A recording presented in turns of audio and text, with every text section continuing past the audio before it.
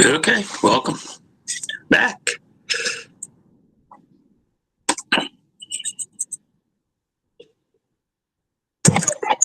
Thank you. Yeah, my battery died on the computer, so I got cut off a little bit there earlier.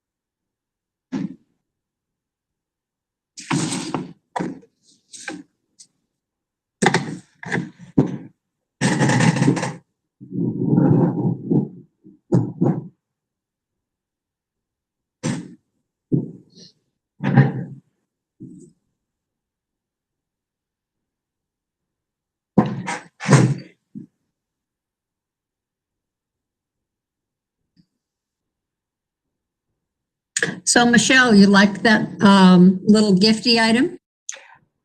I tell you, Santa has been good to me. Thank you very much. It was the name, not the taste, that grabbed me. I could appreciate it. It brought a smile. I said, she has a sense of humor. Yes. Thank you. Well, Mrs. Groves, I do believe that we have all of the board members and staff whenever you're ready. Okay, is Greg on?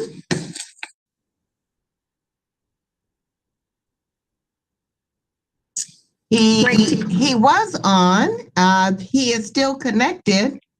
He just doesn't have his camera on. And looks like he may have just dropped off. I know it did show his connection was having issues, and he did mention his computer battery died. Oh, okay. We're going to wait for him if you don't mind. Oh, that's fine. That is fine. I think he's an essential part of this. Yeah.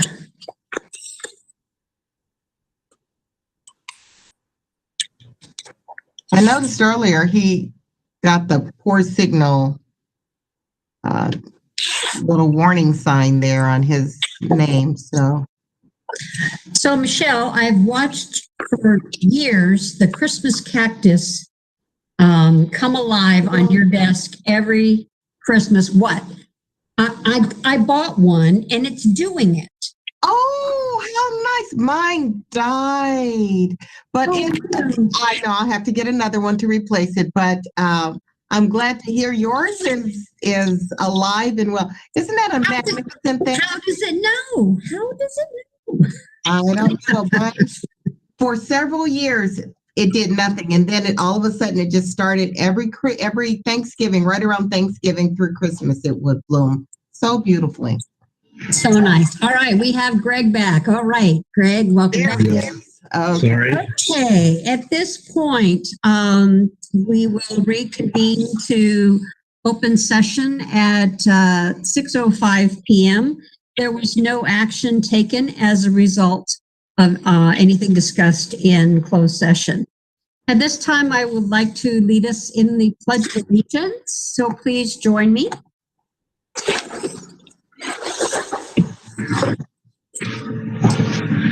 I pledge allegiance to the flag of the United States of America and to the republic for which it stands, one nation, under God, indivisible, with liberty and justice for all.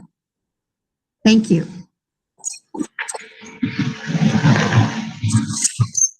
At this time, it is my pleasure to welcome our renewed board members, Keith and Greg, and I believe it is time for them to receive the oath of office once more. Absolutely.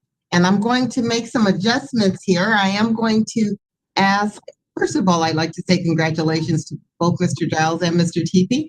And I am honored and privileged to have the opportunity to give you the oath of office this evening as you accept your new term. So please stand and raise your right hand and repeat after me, please. I want to see if I can do this. Hey, there we go. Okay. I didn't know it was that easy for me to adjust my camera. There we go. Okay. I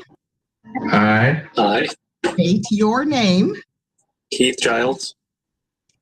Do solemnly swear Do solemnly swear that I will support and defend the Constitution of the United States that I will support and defend the Constitution of the United States and the Constitution of the State of California Greg and the TV. Constitution of the State of California. Mr. Teepee, I think you're having technology problems here. I am. Okay. Well, do the best you can to keep up with us, please. Against all enemies, foreign and domestic, Against all enemies, foreign and domestic. that I will bear true faith and allegiance That I will bear true faith and allegiance to the Constitution of the United States to the Constitution of the United States and the Constitution of the State of California. and the Constitution of the State of California. That I take this obligation freely, That I take this obligation freely, without any mental reservation or purpose of evasion, without any mental reservation or purpose of evasion. and that I will well and faithfully And I will well and faithfully discharge the duties upon which I am about to enter. discharge the duties on which I am about to enter. Congratulations, gentlemen, and welcome to your new term as board members for Lancaster School District. Thank you very much for your service. Thank you. Thank you. Thank you very so much. Thank you. So much. Move on. I would also like to take just a moment to share just a little bit from a letter that is awaiting both of you. Each of you has one from Senator Scott Wilkes' office, and it is a letter that's addressed to each of you individually. Congratulations on your reelection to the Lancaster School District. The opportunity to serve our neighbors in public service in public office is both a great privilege and responsibility. Elections are often a long and challenging road, but your perseverance has led you to victory.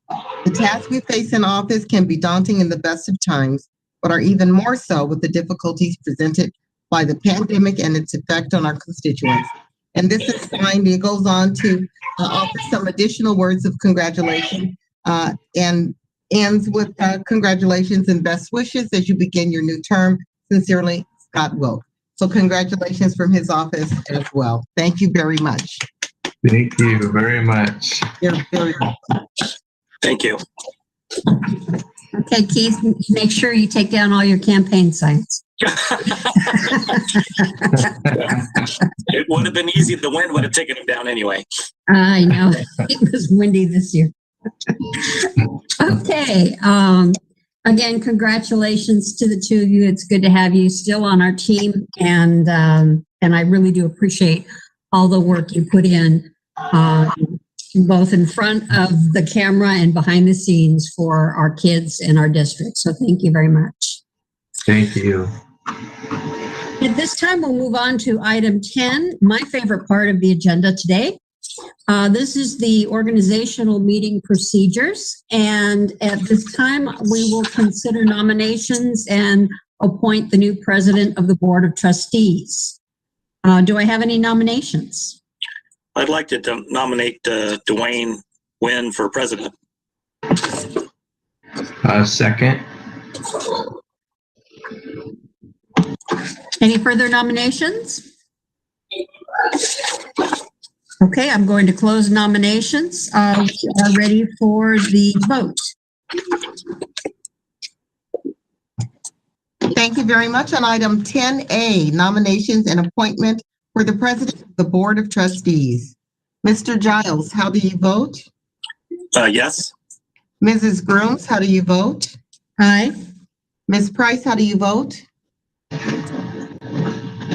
Aye. Mr. Teepee, how do you vote? Aye. Mr. Wynn, how do you vote? Well, in light of the fact that I really want to thank the other members of the board for their trust that I'll do a good job, and to the administrators, Dr. Freeze, Mr. Hoffman, Dr. Hoffman, Lexi, and Rebecca. I hope I can follow in Diane's great footsteps and those of the past presidents of this board. And I accept and I say yes. Thank you very much. Item 10A passes on a vote of 5-0 for Mr. Dwayne Wynn as president of the Board of Trustees. At this time, we move on. At this time, we'll move on to 10B, and this is to consider nominations and appoint the vice president of the Board of Trustees. Do I have any nominees? I'd like to nominate Keith Giles for vice president. I'd like to nominate Sandy Price for vice president. I need a second on Sandy each. Price. Okay, second for Sandy. I need Dwayne Wynn. Is there a second for Keith?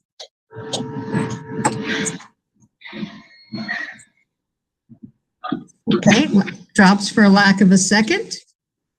So at this point, we have a nomination of Sandy Price as our vice president. We are ready for roll call. Much on item 10B, nomination and appointment of vice president of the Board of Trustees. Sandy Price was nominated and it was seconded. Mr. Giles, how do you vote? Yes. Mrs. Grooms, how do you vote? Aye. Ms. Price, how do you vote? Well, I vote yes. I'm sorry, what was that? That was a yes? Aye. Thank you very much. Mr. TP, how do you vote? Aye. And Mr. Nguyen, how do you vote? Aye. Thank you very much. Cindy Price has been nominated, and the vote is approved on a vote of 5-0 on item 10B as Vice President. All right, we're moving on to item 10C, and this is to consider. Mrs. Grooms, can you clarify the motion and the second on that, please? The motion was made by Keith. By Keith and seconded by Dwayne. Okay, thank you. Item 10C is to consider nominations and appoint the clerk of the Board of Trustees. Do I have a motion? I'd like to nominate Greg TP for the position of board clerk. And I'll second that. Okay, any further nominations? We have a motion by Keith and a second by Dwayne to appoint Greg Teepee as clerk of the Board of Trustees. We ready for the roll call? Thank you. On item 10C, nomination and appointment of clerk of the Board of Trustees. Mr. Giles, how do you vote? Yes. Mrs. Grooms, how do you vote? Aye. Ms. Price, how do you vote? Aye. Thank you. Mr. Teepee, how do you vote? Aye. Mr. Nguyen, how do you vote? Aye. Thank you very much. Item 10C passes with the nomination and appointment of Mr. Greg Teepee as clerk of the Board of Trustees. Congratulations. Congratulations, Keith. Thank you. Greg. All right, and item 10D, this is approval of the superintendent, Dr. Michelle Bauer, to serve as secretary to the Board of Trustees. Do I have a motion? Motion. Moved by Mr. Nguyen, Second. seconded by Mr. Teepee. For the roll call. Thank you. Item 10D, approval of the superintendent to serve as secretary to the Board of Trustees. Mr. Giles, how do you vote? Yes. Mrs. Grooms, how do you vote? Aye. Ms. Price, how do you vote? Aye. Mr. TP, how do you vote? Aye. Mr. Nguyen, how do you vote? Aye. Thank you very much. Item 10D passes on a vote of 5-0. Well, congratulations. That's the first half. And if we were live in person, we would actually be playing musical chairs right now and changing. I'm moving my seat. Rolling This is around. gonna be the easiest one. So we will just pretend you can turn your Zoom off and turn it back on, and we'll all be in different places on the screen. But congratulations to everyone. At this time, I would also like to, let me see, what am I doing here? We have done the oath of office. At this time, I would also like to recognize our past president, Diane Grooms, and we actually have a special treat for you. We have a guest visitor panelist. I don't know if you noticed her on your screen, but from Senator Wilkes' office, Patsy Ayala has come to share a few words on behalf of Senator Wilkes. So thank you and welcome. I was unmuting my computer. So, thank you for having me today. It is my honor to be with you representing Senator Scott Wilk. Congratulations to the new board, the new positions, our two re-elected members. Congratulations that we have the team. Today I'm here especially to recognize our outgoing president. So Diane Grooms, this is for you. We have a certificate of recognition. Thank you. Thank you. I have it here too. That our senator is I mean, it's extending that for you because especially this year, 2020, as we all know, it has been a very difficult year. So we appreciate your leadership that you have been leading this, both the team of the Lancaster School District and you are standing tall and proud as a Sequoia in California with your leadership and the guidance. I can imagine being in your place of all of you, and now with the president too, with all those decisions that to keep the schools open or closed, or how to do it, the resources and play differently to teach in the best way to our students. And for that, thank you so much, Diane, for your leadership as president on 2020. We wish you the best and continuing on the board, of course, and this honor is for you. I'm going to be, as soon as we come back to the office, because now we're working remotely, I'm going to be sending you your certificate that I have from Sacramento and signed by our senator. Thank you so much. Thank you very, very much. I really appreciate that. Claps for Diane. My favorite flower on the front, too. Patsy, thank you so very much for joining us. And please, on behalf of the entire board in Lancaster School District, please thank the senator for his kindness to our board members. And we appreciate him remembering us this evening and choosing to make this evening very special for all of our board members. So thank you very much for joining us. Absolutely. Yeah, thank you so thank much. you. And just to let you know, in our website of Senator Scott Welch, for the fourth, especially for the fourth graders, is the Capital to Classroom with the curriculum they need to learn this year. We have a video. So I'll be in touch with you to keep working together. And is there anything else that you need from us? We'll be happy to help you. Wonderful. Thank you so very much. We'll make sure I'll be looking for that information. Thank you. And we'll make sure to share with our teachers. Have a great evening and a wonderful holiday season. You too. Thank Happy you. holidays. Thank you very much. you.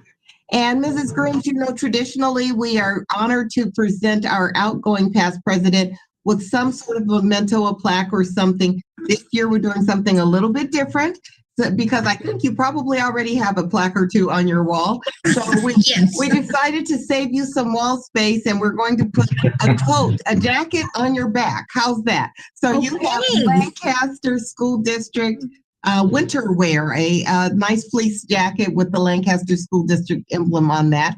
So we will put it in a little bag and I'll make sure that we get that to you this week. I would style it for you, but I don't want to put it on. I'm just going to tell you it is very nice. I'm sure you'll be pleased with it when you receive it. But thank you very much for your service. It has been a wonderful year, a challenging year, but thank you for your leadership and for your service.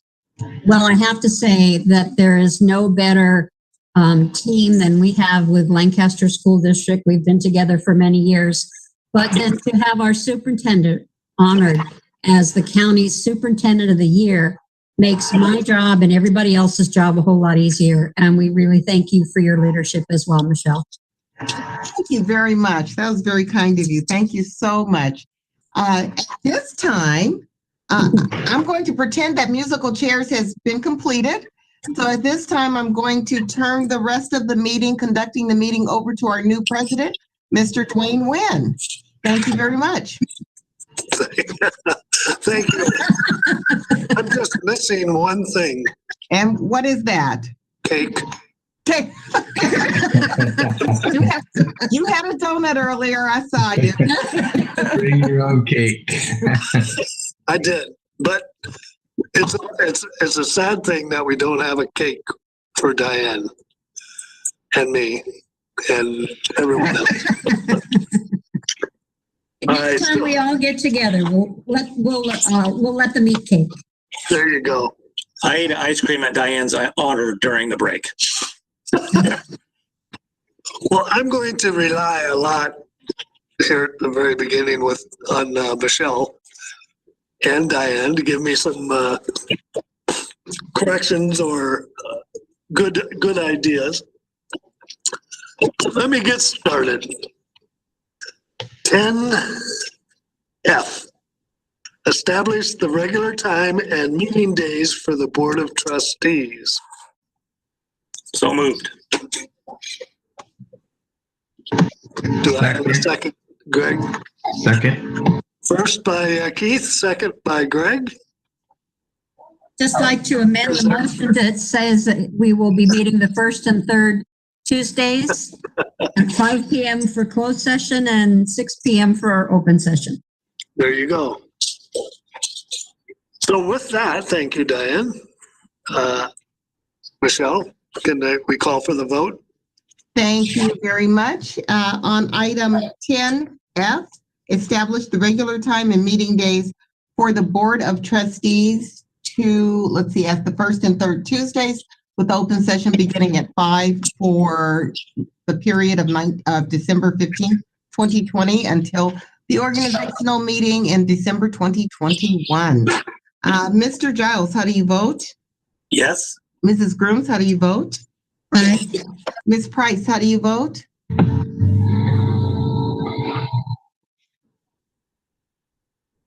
Looks like we lost her from at least the camera view.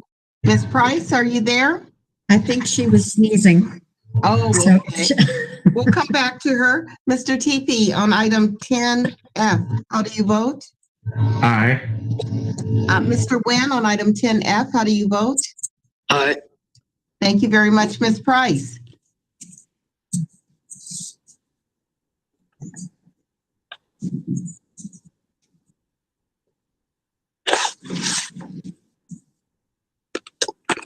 Sandy, are you there?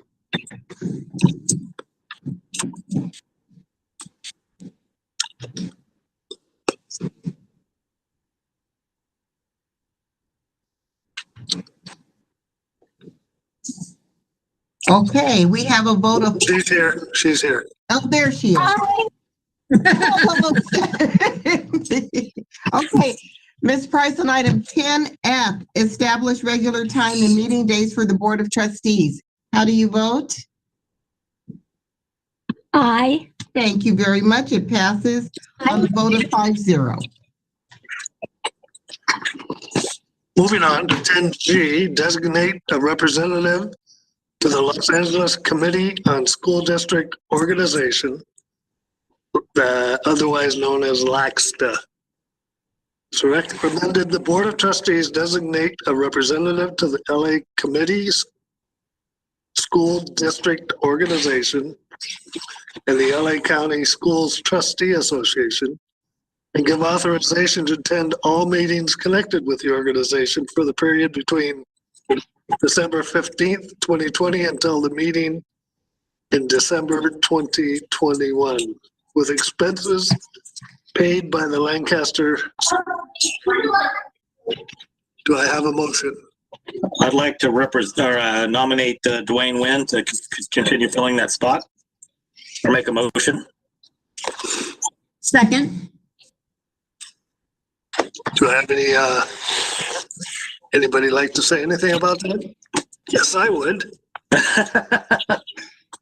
It's great to do this meeting. I've found that it's a wonderful opportunity to deal with the other school districts within the Los Angeles County. In addition, it's great to see the local our high school district represented by my wife, who's also on LACSTA. So it'll be a great thing for both of us to be in that meeting. May we call for the vote? Thank you. On item 10G, designate representative to the LACSTA and Los Angeles County Schools Trustees Associate to the Los Angeles Committee on School District Organization and LACSTA. Mr. Nguyen has been nominated as the representative for that. Mr. Giles, how do you vote? Yes. Mrs. Grooms, how do you vote? Aye. Ms. Price, how do you vote? Yes. Mr. Teepee, how do you vote? Aye. Mr. Nguyen, how do you vote? Aye. Thank you very much. Item 10G passes on a vote of 5-0. For the next representative, 10H, to the Board of Trustees to serve on the Executive Board of the Antelope Valley School Board Association. It's recommended the Board of Trustees designate a representative of our Board of Trustees to serve on the Executive Board of the Antelope Valley School Boards Association and give authorization to attend all meetings connected with the organization between December 15th, 2020 until the organizational meeting in December 2021, with expenses to be paid by the Lancaster School District. Do I have a nomination? I'd like to nominate Keith Giles.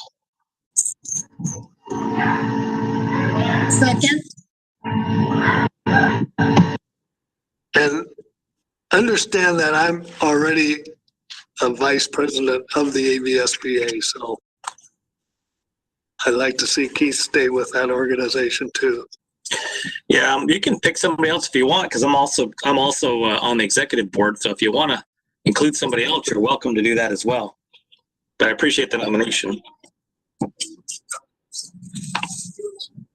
I think we can accept Keith as the nominee and call for the vote. Thank you. On item 10H, designate representative of the Board of Trustees to serve on the Executive Board of the Antelope Valley School Boards Association. Mr. Keith Giles has been nominated and it was seconded. Mr. Giles, how do you vote? Yes. Mrs. Grooms, how do you vote? Aye. Ms. Price, how do you vote? Aye. Mr. Teepee, how do you vote? Aye. Mr. Nguyen, how do you vote? Aye. Thank you very much. Item 10H passes on a vote of 5-0. Moving on to 10I. Need to designate a representative to the Antelope Valley School Transportation Agency, serving with Ruby Thompson as an alternate representative and to serve on the board of the Antelope Valley Schools Transportation Authority. It's recommended the Board of Trustees designate a representative to the AV Schools Transportation Agency with Ruby as an alternate representative and to serve on the board of the Antelope Valley Schools Transportation Agency and give authorization to attend all meetings connected with the agency for a period between December 15th, 2020 until the organizational meeting in December 2021. Do we have a nomination? I'd like to move forward with Diane again. She has the most experience in this area. She'll have it. I'll second. We have a nomination and a second. Do we have any comments? She's done a great job. She has done a great job, and I'd like to keep her there myself. She's been there for like 20 years, I think. 15. She knows history. Yeah, 15. I know diesel too. All right, may we have a vote? Item 10I, designate representative to the Antelope Valley Schools Transportation Agency with Ruby Thompson as alternate representative to serve on the board of the Antelope Valley Schools Transportation Agency. Getting tongue twisted here. Diane Grooms has been nominated and it was seconded. Mr. Giles, on item 10I, how do you vote? Yes. Mrs. Grooms, how do you vote? Aye. Ms. Price, how do you vote? Aye. Mr. Teepee, how do you vote? Aye. Mr. Nguyen, how do you vote? Aye. Thank you very much. Item 10I passes on a vote of 5-0. Next item, 10J, designate Michael Davis to serve as Title IX officer. It's recommended to the Board of Trustees designate Mike Davis to serve as Title IX officer for district policy for the period December 15th, 2020 until the organizational meeting in December 2021. Do I have So moved. moved by Diane, Second. second by Mr. Teepee. Are there any comments? Hearing no comments. Michelle, may we have the vote? Absolutely. On item 10J, designate Michael Davis to serve as the Title IX officer. Mr. Giles, how do you vote? Yes. Mrs. Grooms, how do you vote? Aye. Ms. Price, how do you vote? Aye. Mr. Teepee, how do you vote? Aye. Mr. Wynn, how do you vote? Aye. Thank you. Item 10J passes on a vote of 5-0. Do we have any comments from his boss? Mike will do a fine job. He's been receiving training and is ready to go. Great. Thank you. 10K, appointment of Mary Ellen Butterworth, Administrative Secretary, Business Services, as the appropriate officer to supervise the destruction of Class 3 records. It's recommended to the board to approve the appointment of Mary Ellen Butterworth, Administrative Secretary 3, Business Services, as the appropriate officer to supervise the destruction of Class 3 records for the board year December 15th, 2020, until the organizational meeting in December 2021. Do I have a motion? So moved. Moved by Mr. Giles, Second. second by Sandra Price. Do I have any comments? With that, Michelle, may we have the vote? Absolutely. On item 10K, appointment of Mary Ellen Butterworth, Administrative Secretary 3, as the appropriate officer to supervise the destruction of Class 3 records. Mr. Giles, how do you vote? Yes. Mrs. Grooms, how do you vote? Aye. Ms. Price, how do you vote? Aye. Mr. Teepee, how do you vote? Aye. Mr. Wynn, how do you vote? Aye. Thank you. Item 10K passes with a vote of 5-0. Any comments from her boss? Well, being that Mrs. Butterworth is a wonderful scrapbooker, I can't think of a better person to cut up paper. Thank you very much. Thank you, Larry. All right, 10L, the adoption of resolution 2020-2110, certification of authorized signatures. It's recommended the Board of Trustees adopt resolution 2020-2110, certification of authorized signatures. Do I have a vote? No, not vote. Not yet. Are there any So moved. So moved. move? Yeah, move. All right. I'm sorry, who moved it? Diane? Diane, Thank you. And a second by? Sandy. Thank you very much. Second. Yes. Thank you. With that, Second. are there any comments? You were the second, Sandy. Are there any comments? With none, may we have the vote? On item 10L, adoption of resolution 2020-2110, certification of authorized signatures. Mr. Giles, how do you vote? Yes. Mrs. Grooms, how do you vote? Aye. Ms. Price, how do you vote? Aye. Mr. Teepee, how do you vote? Aye. Mr. Wynn, how do you vote? Aye. Thank you. Item 10L passes on a vote of 5-0. Okay, moving on to number 11, informational items. The enrollment report. All right, so as of yesterday, our total enrollment for TK8 students is 13,698 students. In ECE, we have 574 students for a total of 14,272 students. This is a gain of 18 from our last board report, but a loss of 660 from the same time last year.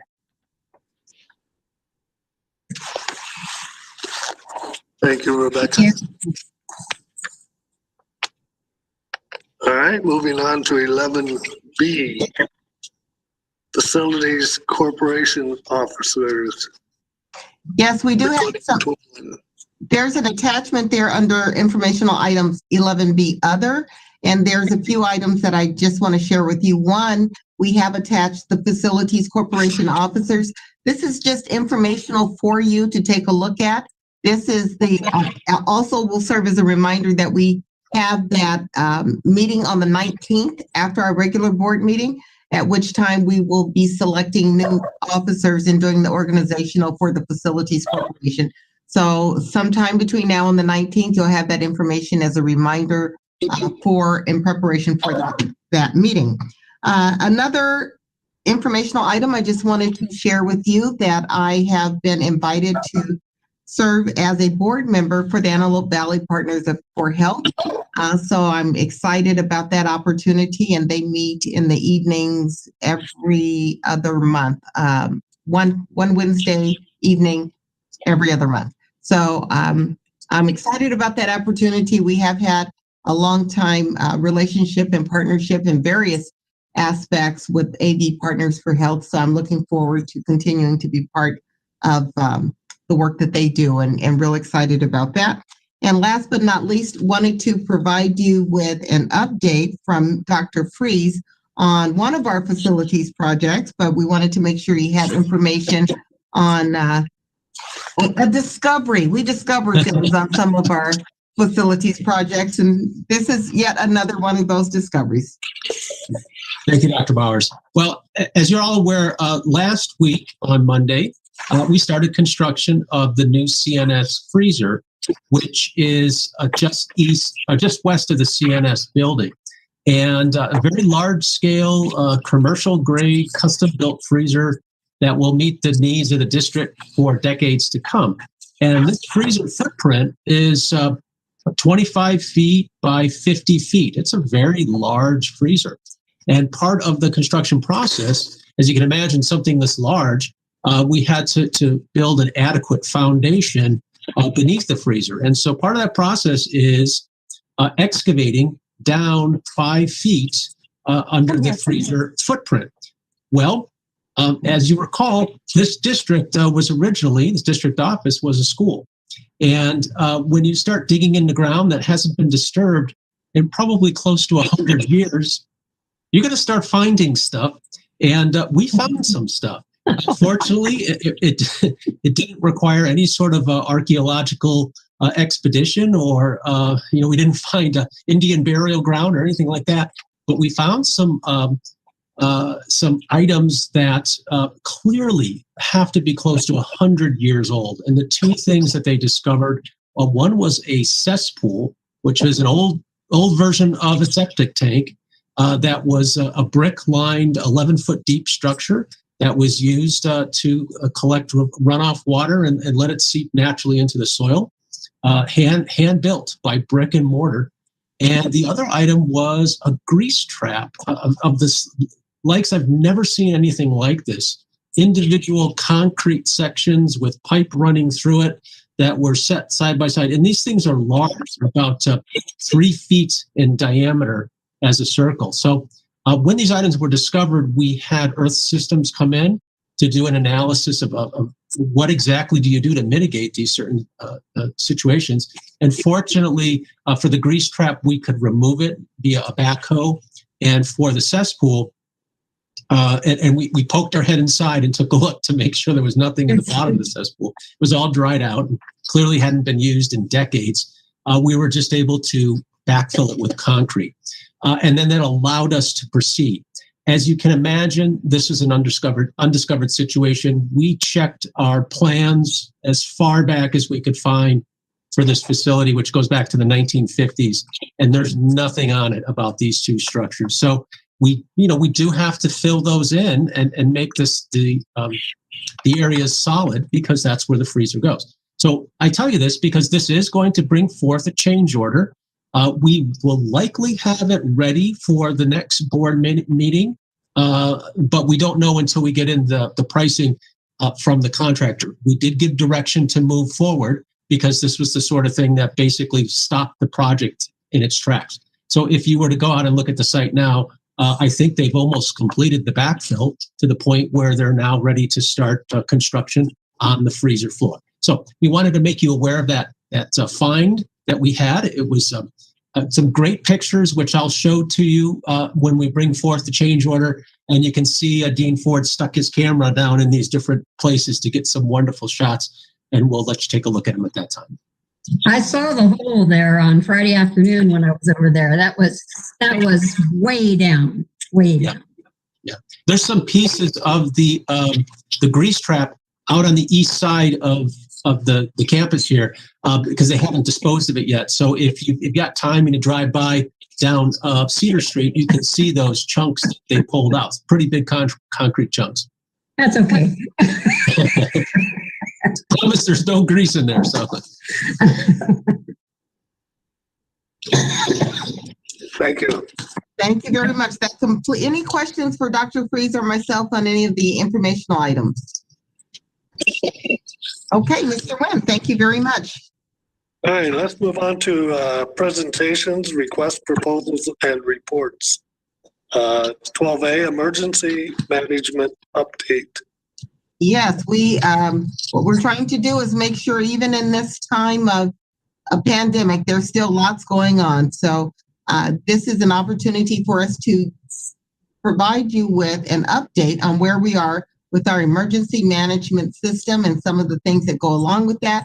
We're pleased this evening to have joining us Julie Usler, our Director of People Safety and Attendance, and I think she probably has some friends with her as well. I don't see them on as of yet, but Julie, take it away. Unless Bart, did you have anything to say before Julie jumps in, or? No, go ahead and let Julie take it.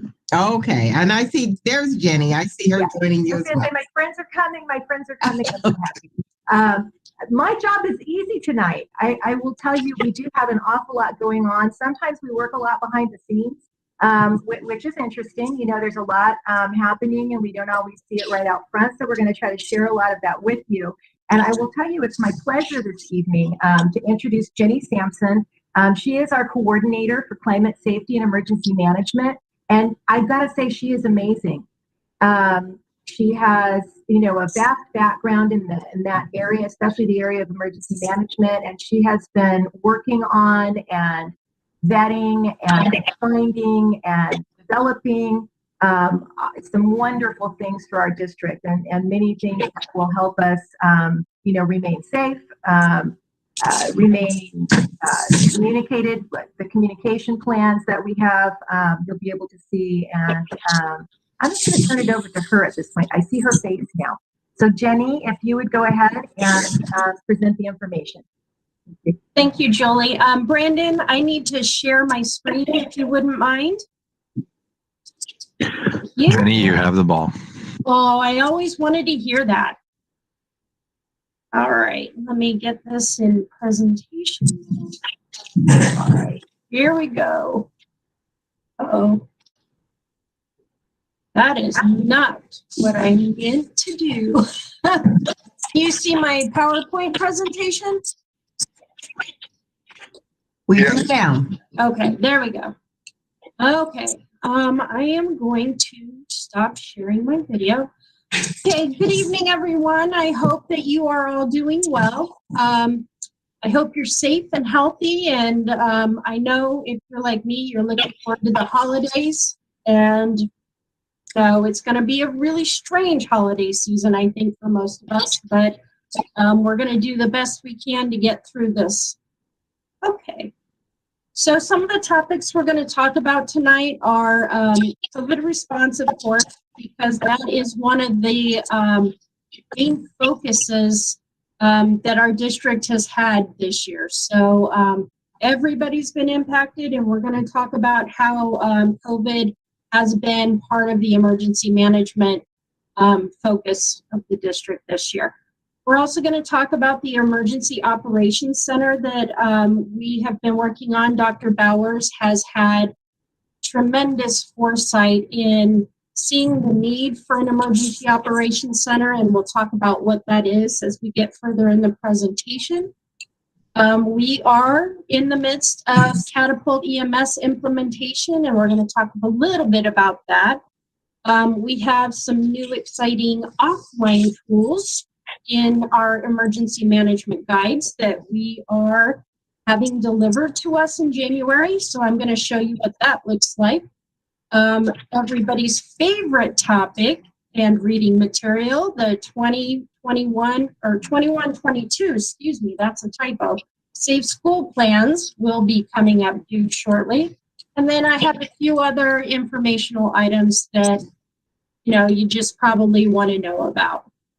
So first off, part of the emergency management response is being the liaison to the LA County Department of Public Health for the COVID response.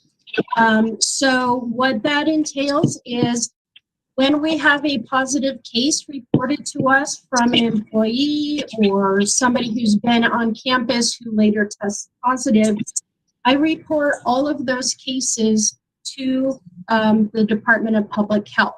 And they will take a look at what is called the line list. That is the actual document I submit to determine if there's potential epidemiological links between cases that might have been on campus at a particular location. For the most part, we have single cases. Once in a while, we'll have 2, and sometimes, rarely, we will have up to 3 cases at a site at any given time, but we have not had more than that, fortunately. I also work to provide clarification to schools and departments regarding the public health protocols and guidance that we're required to follow. As changes and updates are made to those documents by public health, I do my best to push out the information necessary that schools will need to adapt or provide additional information so that we can be as safe as possible. On occasion, I've been asked to accompany school teams when the Department of Public Health visits a site. All of our schools who have had assessments or other programs on campus where students had to come on campus for short periods of time, all the sites had to have visits by public health. Fortunately, the visits were not gotcha visits. They were really just looking out to make sure we had the protocols in place and providing just recommendations to help keep the safety of everyone in mind and in the forefront as students came on campus for their assessments. We also ensure that there's a COVID compliance task force for each school so that as we have positive cases reported, they just send out reminders primarily to staff to make sure people are wearing their face coverings or social distancing and not gathering in those community locations such as the lounge. So they're the cheerleaders for following the rules and making sure that people are doing what they need to do to stay safe. So we have a couple of documents we've been working on. The first one is the COVID response plan. That one is primarily for internal stakeholders, our employees and staff. It provides very detailed information about procedures for preventing COVID exposure, how to respond to symptomatic students and or staff that might be on campus on any given time, what the cleaning and disinfection protocols are. There's a lot of information in that document. Also, human resources processes. Who do you notify if you are positive for COVID? Are you supposed to go to campus when you don't feel well? Those kinds of things. All the policies and procedures that we have instituted are captured in this document. And it's been a collaborative effort. We've had certificated staff, classified, administrative staff. We've been working closely with the Department of Public Health to make sure that everything we need for everybody to be safe and healthy is in that document. And Dr. Fries is generously finishing off that document, not probably as we speak, but pretty quickly that document will be finalized. However, as the Department of Public Health protocols change, that document will change as well. So it's a living document. I don't think we'll ever truly be finished with it because as the situation in the pandemic evolves, we will be making changes to that document. The other document we've also been working on is called the Return to Learn Plan. It's primarily focused on our stakeholders, such as our families and the community. It provides an overview of what we're doing to make sure staff and students stay safe. It also provides instructional models that will be offered. I know right now we're in distance learning, but there are other options in the future as the pandemic, we come out of the pandemic. So those instructional models are listed in there as well. And also in that resource are social, emotional, and mental health resources and supports that are available to students and staff. So it's kind of an all-encompassing, here's what we have to offer, take advantage of it. And that document is also still in the development stages, but it is getting pretty close to being finished as well. It also includes information about when a school or a district may be closed due to an outbreak. So it has the definitions of what an outbreak is and when we are closing at the direction of public health, why we would be closing, or even the district, because a district can be closed by public health as well. And there's certain criteria that a district has to meet in order to be closed down by public health. So that, of course, we would work very, very closely with the Department of Public Health to make sure that we are doing everything we can to keep that from happening. So in the COVID response plan, we have a couple of tools that staff can use to help make sure people are doing what needs to be done when people are reporting health issues while they're on campus. So these two documents are primarily for when students come back to in-person learning. The health staff COVID response decision tree. This helps to determine whether or not the student should go to the isolation room, which is where we would send students who are displaying symptoms of COVID-19, or whether or not it's a pre-existing health condition that they're just having an exacerbation of. So this was developed with the help of our school nurses and with the guidance of public health as well.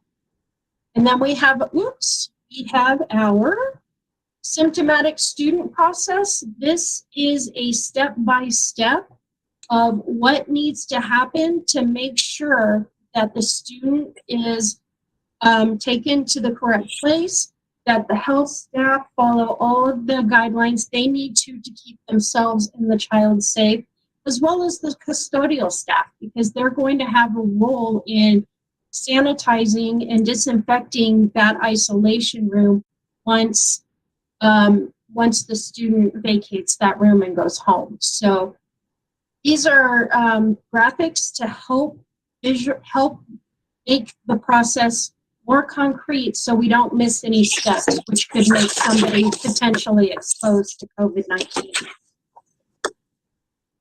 Okay, the Emergency Operations Center is a location designed to support emergency response. So Dr. Bowers and I had a discussion last year about the need for an EOC, as it's called.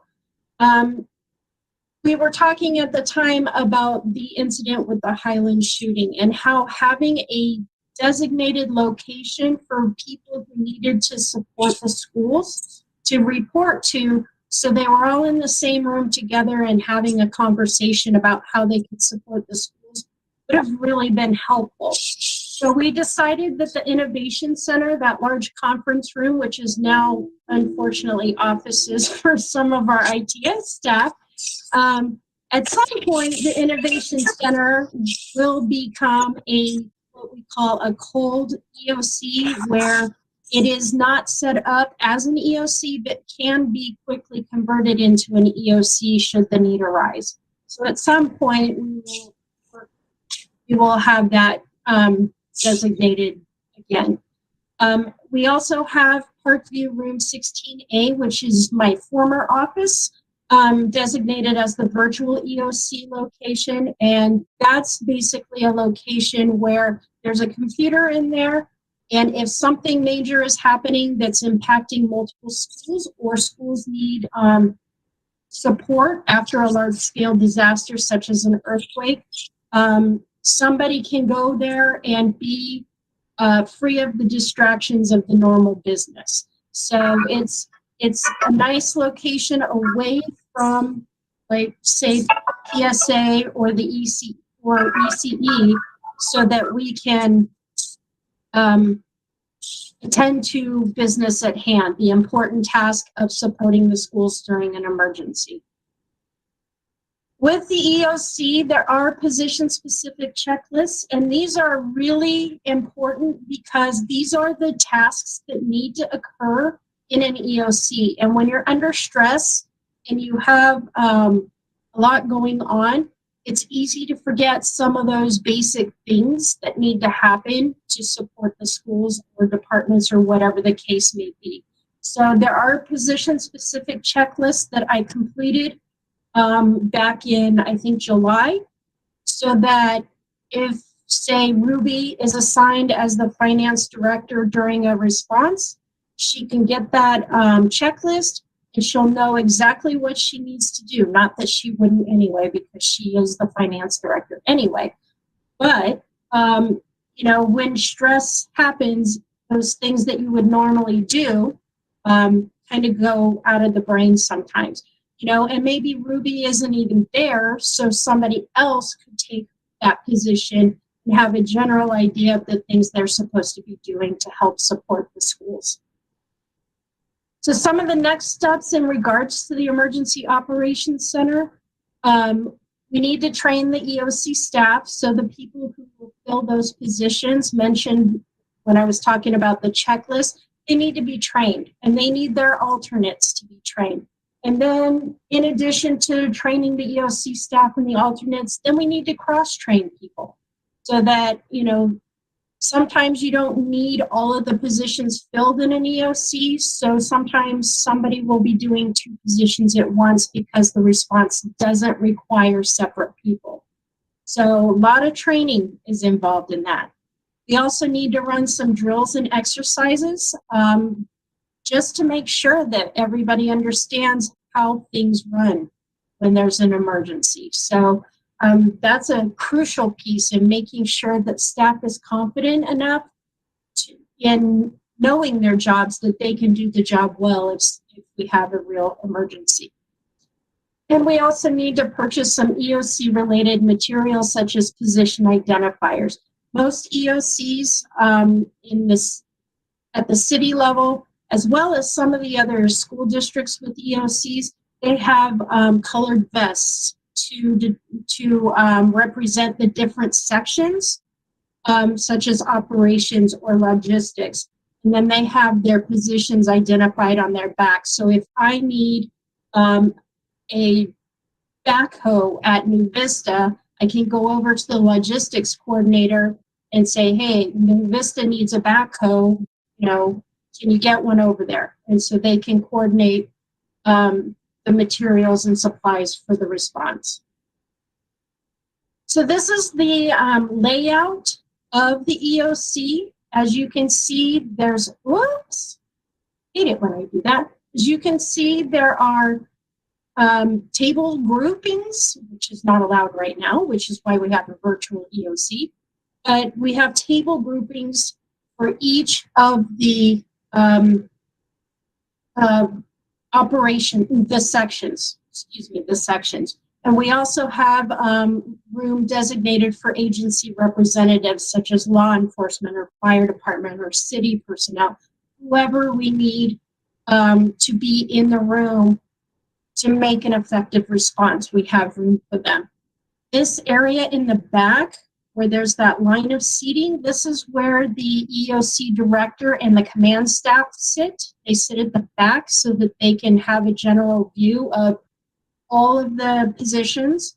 Dr. Bowers would be in that middle chair, or her designee in an emergency. And then these outlying tables, those are just extra workspaces. So if it gets too loud over in the operations section, they can hop over to one of those extra seats to, clear their head. And this is the cover of the Emergency Operations Center position checklists. If you would like to see that document, I would be happy to share that with you. Catapult implementation. We are going strong with Catapult. We have had, this is our emergency management system, and the communication, we've had a few incidents that we've used this system for, and the communication has tremendously increased because of this system. Even though we don't have all the staff fully trained yet, it has been invaluable for making sure everybody's informed when something's happening. At this point, all of the district and site safety teams have received training. Our deputy has received training, and he has used it 3 times now to place schools in lockdown. So it has been a wonderful resource. The beautiful thing is that I can be working from home, the deputy could be at a school, and the staff that's working at the school site, they all get the same messages. I know we had an incident at Sierra on Friday. It was more of a warning that something was happening in the neighborhood near Sierra, and the response was phenomenal. Mr. Conti was in on the chat because there's this chat feature so we can communicate with the school and make sure they don't need support or provide support if they do need it. 80% of the schools are undergoing training or have completed this general staff training. We're almost through the initial training phase. But again, it's been wonderful to really have that situational awareness when something's happening. Next steps with Catapult. Once the training is all complete, we will start having drills and exercises, including COVID drills. Dr. Bowers and Dr. Fries were brilliant in thinking up the plan of using the system to test out our procedures if a symptomatic student is reported on campus. So we're going to have some drills about, did all of the procedures get followed that we have outlined in that tool for the symptomatic student. That's going to be very interesting to see. And we may change some of those procedures because based on the exercises we complete, which is the point of exercises, improving the process so we do better next time. There is a substitute teacher module that we have not implemented yet because we're still in the process of training our staff. The substitutes will also get the same alerts when they're in a classroom, and they will be able to account for the students that they are supervising. So that is a wonderful thing that we are looking forward to implementing, probably for next school year, but we do have the capability and it is in the plan. And we also are creating incident-specific checklists. Again, it's easy to forget things. So having those incident-specific checklists will allow the site safety team to remember those important steps like calling 911 and communicating with parents and families when it's appropriate and keeping people informed. That's going to be a really big game changer. Oh, this is a wonderful thing. This is our emergency procedure guide. It is paper-based. Redundant systems are really important in emergency management. If you rely completely on Catapult for everything, it's going to be a problem when we don't have power. So this is a sample, and this is going to be delivered. This is for management. For staff up. Jenny, we're losing your audio. Okay. Is it better now? It is. Thank you. Okay. Oh gosh, hopefully that doesn't happen. The nice thing about this flip chart is it's not a one print and done. If we change a procedure or information changes, you can take it out of the plastic sleeve and reprint a new one. So it's not a one and done. It would have been very expensive to print 2,500 paper-based ones and then have to reprint them in 2 years when information changes. The plastic has signage on the inside, so you can alert somebody far away if you need to. Also, there is space for a roster to be slipped in here so you can grab and go in case you need to evacuate. That's a very exciting thing that will be arriving at the district office in January. Surprise! And will be distributed shortly afterwards. Okay, now I'm going to turn my camera back off so that my audio keeps going. Okay, so safe school plans. Everybody loves safe school plans, especially me because I read them all. Yay! This year we decided because there was no legislation that required major additions to the plan, we made the revisions minimal this year because people have a lot on their plates. There will be a small section that refers to the COVID response plan and the COVID prevention plan, but we're not going to include the plans in there because then we'd have a 400-page document for everybody to read for every school. That is not my bedtime reading, sorry. Catapult EMS information will be included in the following year's plan. I am working on creating a handbook. Users of Catapult EMS, their handbook through the company is all digital, and I want something that people can grab and refer to. So that will be coming your way in February on the board agenda, and then at some point in February, we will need to approve those. So they will be school site council approved by then. Okay, just real quick, we've had 160 people complete CPR and first aid training online, and there's approximately 140 certifications still available. Informational flyer will be coming out several times next year until we hit that 300 completion. That's the goal, 300 completions.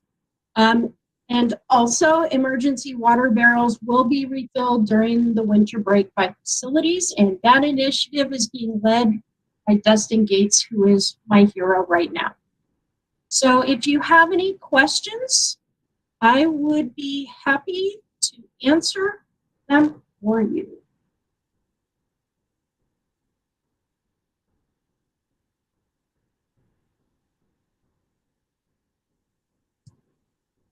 So Jenny and Julie, I just want to say thank you, thank you, thank you.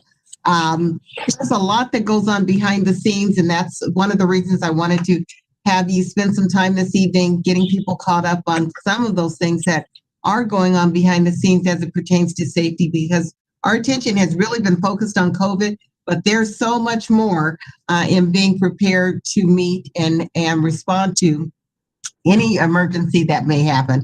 And we're a large district, so we want to make sure that we are ready for that call, and Catapult, as well as everything else that you shared this evening, is very exciting. So thank you both for your work and your efforts and for sticking with it. And it's going to be fun flushing out and finishing that ELP when we can get back to that project. We're going to kick IT back out of that room so we can get back to that. Mr. Nguyen, our board members, do you have any questions for Jenny or Julie? I think we have had issues in the past with computers, downtime at the, and I'm sure your department takes care of that, isn't that right? When we have Google goes out, or we had the antenna in the fire go down, and the whole valley's computer system seemed to have crashed. No, that would be IT that responds to technology emergencies. So the emergencies that we're referencing are natural emergencies, shooters on campus, someone trespassing, things like that, COVID, things like that would be the types of emergencies. But if it's technology associated, that would be handled by IT. Okay. Ms. Bowers, don't we have a backup like phone system for that kind of a situation? We are actually, that is one of the pieces of the EOC, is having an alternate phone plan. So we have been looking at, we haven't purchased anything as of yet, but we have looked at satellite phones and some other ways to communicate that are not reliant on cell phones or regular walkie-talkies. So we haven't landed on exactly what we're going to do, because we want to make sure that whatever it is, we're going to get the life out of it that we need. And also, one of the things you may recall, we had walkie-talkies way back in the day. They didn't communicate. Getting the signal is one thing, and then keeping it charged is another thing. And so there's a lot of different pieces that we have to be mindful of. But yes, we will be looking at alternative ways to communicate as part of the ELC. Maybe we could look into possibly CB radios as part of that when you look into it, if they have the range or not. Okay, we'll be happy to do that. Thank you for that recommendation. And I do want you to know, Julie and Jenny, the mayor of Lancaster was online during your presentation. I think he I think deals with Michelle a lot, dealing with the fact that we want our schools to be as safe as can be. Yes. Yes, That's we do. We have worked very closely with the city of Lancaster, as they have an EOC over there. So we want to make sure that all of our emergency systems are tied in very closely to the responses, not only of law enforcement, fire, our emergency responders, but to the city as well. And our medical providers as well. So yes, we work very closely with the city of Lancaster's emergency manager. I meet with him. I usually meet with him at least once a month. I chat with him every week. So we're working very closely together. Excellent. Thank you both very much. Thank you. Welcome. Thank you. Thank you. So are we ready to move ahead? We are ready to move ahead. So addressing the board, if you could read that for us, and then we'll go on to comments, please. All right, addressing the board. Board members will be utilizing electronic devices during the meeting to access the online agenda, and an electronic device may be used to record the meeting. Individuals who wish to address the board may complete a speaker card and present it to the superintendent's secretary. The board president will recognize individuals who wish to speak. Individuals wishing to present testimony to the board concerning specific items on the agenda may do so once that item has been moved, seconded, and is on the floor for discussion. Time limits of 3 minutes per person and 20 minutes per item shall be allowed per Board Bylaw 9322. Board members may ask questions for clarification purposes. However, no action may be taken and no discussion may take place on an item not on the posted agenda, and that's per the Brown Act. So moving on to 13A, comments. We'll start with PTA. We have no PTA representatives this evening that have requested to speak. Okay, CSEA. I know that Mr. Russell was on earlier, and if there are any CSEA representatives that would like to comment, please use the raise your hand feature.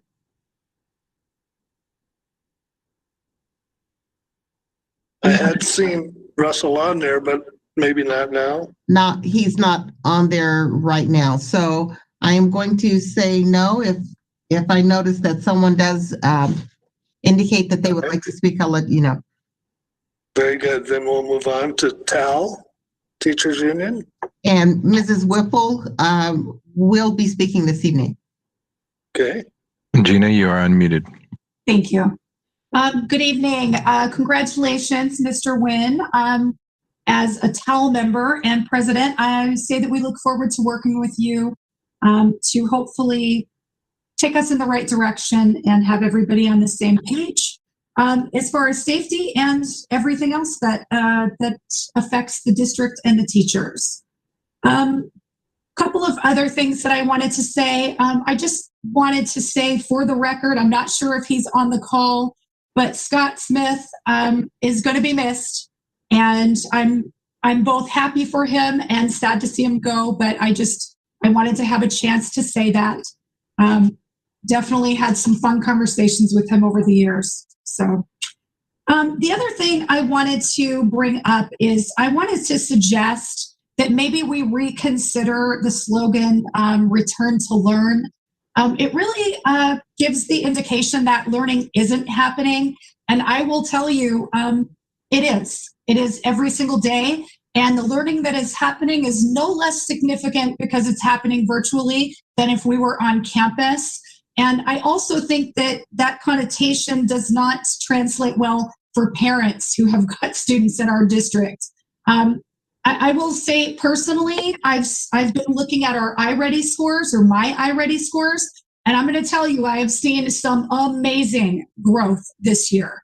And I'm really proud of my kids, and I'm trying every single day to encourage them to do their best and to be proud of what they're doing. And I've made a special effort, as I'm sure the majority of us have, to reach out to them, to reach out to their families, to stay in contact with them, and try to guide them through this because it's difficult for all of us. And I would really, I had received multiple emails from teachers sharing that. I honestly, I thought maybe I was being too sensitive when I first saw the email, but saying return to learn suggests that that's not happening right now. So again, I would really encourage that we reconsider that. And I just think that would represent us in a better light. So I know that we've got a couple kindergarten teachers here who would like to address Mr. Giles, your comments that you've made in the past, and in particular about kindergarten from the last meeting. So I will end my comments tonight by saying that I hope everybody has an amazing break. I know we've all earned it. I hope everybody gets some time off of their screens and gets to do something creative and maybe physical and away from work. So enjoy your break, and I will see everybody next year. Thank you. Moving on, we are at 13B, looking for comments from the audience. Yes, we do have 3 people that have submitted comment cards this evening for this section. And the first is Jennifer Lara. So I saw that she was online. If we can unmute. Jennifer, you are unmuted. Thank you. Thank you very much. Hi, good evening. Thank you for the opportunity to speak tonight. Kind of as Gina touched on, I wanted to address the comment made by Mr. Giles at the previous board meeting about kindergarten enrollment being low due to distance learning being horrible for kindergartners. I was really disappointed to hear that comment coming from one of our board members. And I really wish the comment regarding kindergarten distance learning had been a more positive one, especially knowing how hard our teachers are working during distance learning. I'm a kindergarten teacher, and we know that the situation is not ideal for our students. But in the middle of the pandemic, it is our safest option, and I'm glad to be teaching virtually at this time. It was a quick comment made at the very end of the last board meeting, but I really felt that it dismissed all of the hard work being done by our kindergarten teachers. Teaching kindergarten, if you ask any teacher, it has never been an easy job. And with the move to distance learning, teaching kindergarten has become an exceptionally difficult job. We spend countless hours outside of the school day to create activities that will keep our young students engaged and motivated. We prepare materials for those lessons at least a week in advance so that we have time to get those materials to our students. And despite all of the challenges our students and their families are facing, they have shown to be resilient during a difficult time, and our assessments show that they are in fact learning despite all of the challenges. Me personally, I teach a dual language transitional kindergarten class where many of my students who were 4 at the beginning of the school year did not have exposure to the Spanish language before starting school in August of this year. And I have just been amazed to see their growth in learning letter sounds, numbers, and songs in Spanish while all of this is being done virtually. I feel that we should be celebrating the successes our youngest learners have made this year and the effort they're making to learn virtually, rather than seemingly disregard all of the hard work and efforts made by our teachers, students, and their parents by describing the kindergarten distance learning experience as horrible. I am very, very proud of all of my students, and I think we really need to acknowledge the students, teachers, and parents who are working so hard under these difficult circumstances. When I log into my virtual classroom in the morning and see my students smiling and excited about learning, it reminds me why I'm working so hard each day. And I really hope that in the future, we hear more positive acknowledgments of distance learning in kindergarten, because our youngest students really are doing some amazing things. And I appreciate your time to listen tonight. Thank you. Thank you. We do have 2 other speakers. So the next one is Kathy Mathis. And Kathy, I apologize if I did not pronounce your last name correctly. Hi, no, you did a great job. It is Mathis, thank you. It is rare that it is pronounced correctly, so thank you. I wanted to thank you guys for your time tonight, giving me the chance to speak. I wanted to let you know I am a kindergarten teacher as well, and I just wanted to kind of let the board know how distance learning has been working for my kindergarten class. I have a class of 28 students. I have 14 in session A and 14 in session B. Every student in my class shows up online ready to learn. Every student in my class completes all of their work every day. It's returned to me and it's all done. My class has the highest attendance percentage for October and November out of all of the grades at my school, my class, and I'm talking both sessions. My kids are engaged in our live sessions. We also, both of my sessions have also won my school's bingo attendance challenge for the month of November and December. And I call them my kids because they are my kids as well. I feel that they are my kids. I have developed personal relationships with my kids in both sessions. I just completed their assessments, individual assessments for the first semester, and my students are showing progress. And it's evident to me, clearly evident to me, that they are learning. Distance learning is not an ideal situation by any means. However, it certainly is not horrible for kindergarten. I'm proving every day that it certainly is doable in this COVID pandemic, and my kids are learning. I work so many hours trying to make distance learning the best I can for my kids. The best thing that I feel I can do for my students is to have a positive attitude about distance learning. I firmly believe that that makes all the difference in making distance learning as successful as it possibly can be. My kids and parents know that we do the best we can. And when I say we, I'm talking about my students and I as well in a class together. in this distance learning situation. We're doing the best that we can, and they understand that. They know that it is necessary for right now, and that it is the most important that we are healthy and safe. Thank you very much for your time. Thank you. Thank you very much. And our next speaker, our final speaker, is Gata Moreno. Good evening. Thank you for giving me the opportunity to speak. To share how disappointed I am with the comments made on while I understand we're all under a lot of stress because of the past 9 months, it's very disheartening to leave every board meeting feeling demoralized. I'm sorry, Mrs. Moreno, we have a very poor connection for your audio. It's breaking up. I don't know if there's anything you can do to adjust that. It's very difficult to understand what you're saying.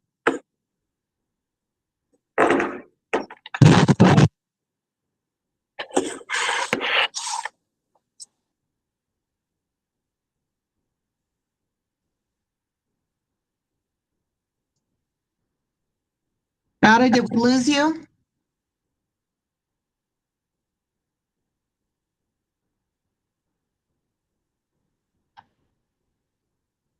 Hi.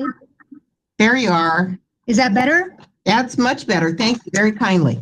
Sorry about that. No worries. While I understand we're all under a lot of stress because of the past 9 months, it's very disheartening to leave every board meeting feeling demoralized.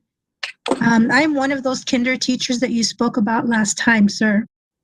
Since I have yet to welcome you in one of my virtual space, let me paint you a picture of what it looks like in my classroom. My classroom is warm and inviting every single day. My babies start each day with good things and end with a very special launch just for them. I always remind them to remember they are precious, they are smart, and they are very much loved. I challenge you to come and sit in my classroom or any other classroom for that matter and tell me that distant learning is horrible for my babies. Is this where I'd like to engage with my kiddos every day? No, of course not. None of us would like this, but this is where we're at. Part of being an adult is taking things as they come and making the best of an ugly situation. And this is by far the ugliest situation to date. Yet I prefer to look at it differently. We've been given a blessing of being welcomed into our students' homes each and every day. I know I speak for my colleagues when I tell you, none of us are squandering that privilege. We are both humbled by and grateful for this opportunity to make a difference in the face of everything else that we're having to deal with every single day. In closing, I'd like to just remind our board members that you've been elected to your seats to do the very best for our community and especially our students. We did not elect you to bring your personal beliefs or preference to this table. And please remember that in this day and age, your mic is always hot. Thank you. Thank you. Thank you. And Mr. Nguyen, that was the last person that submitted a speaker card. However, we do have one more individual that has asked to be recognized to speak this evening, and that's Anna Hill. Board, by shaking your head yes or no, is that acceptable? That is one of the ways that we have identified as being recognized to speak. So it would be appropriate for us to recognize her as a speaker. That's acceptable. Thank you very much. Brandon, if you could unmute Anna, thank you. Anna, you are unmuted.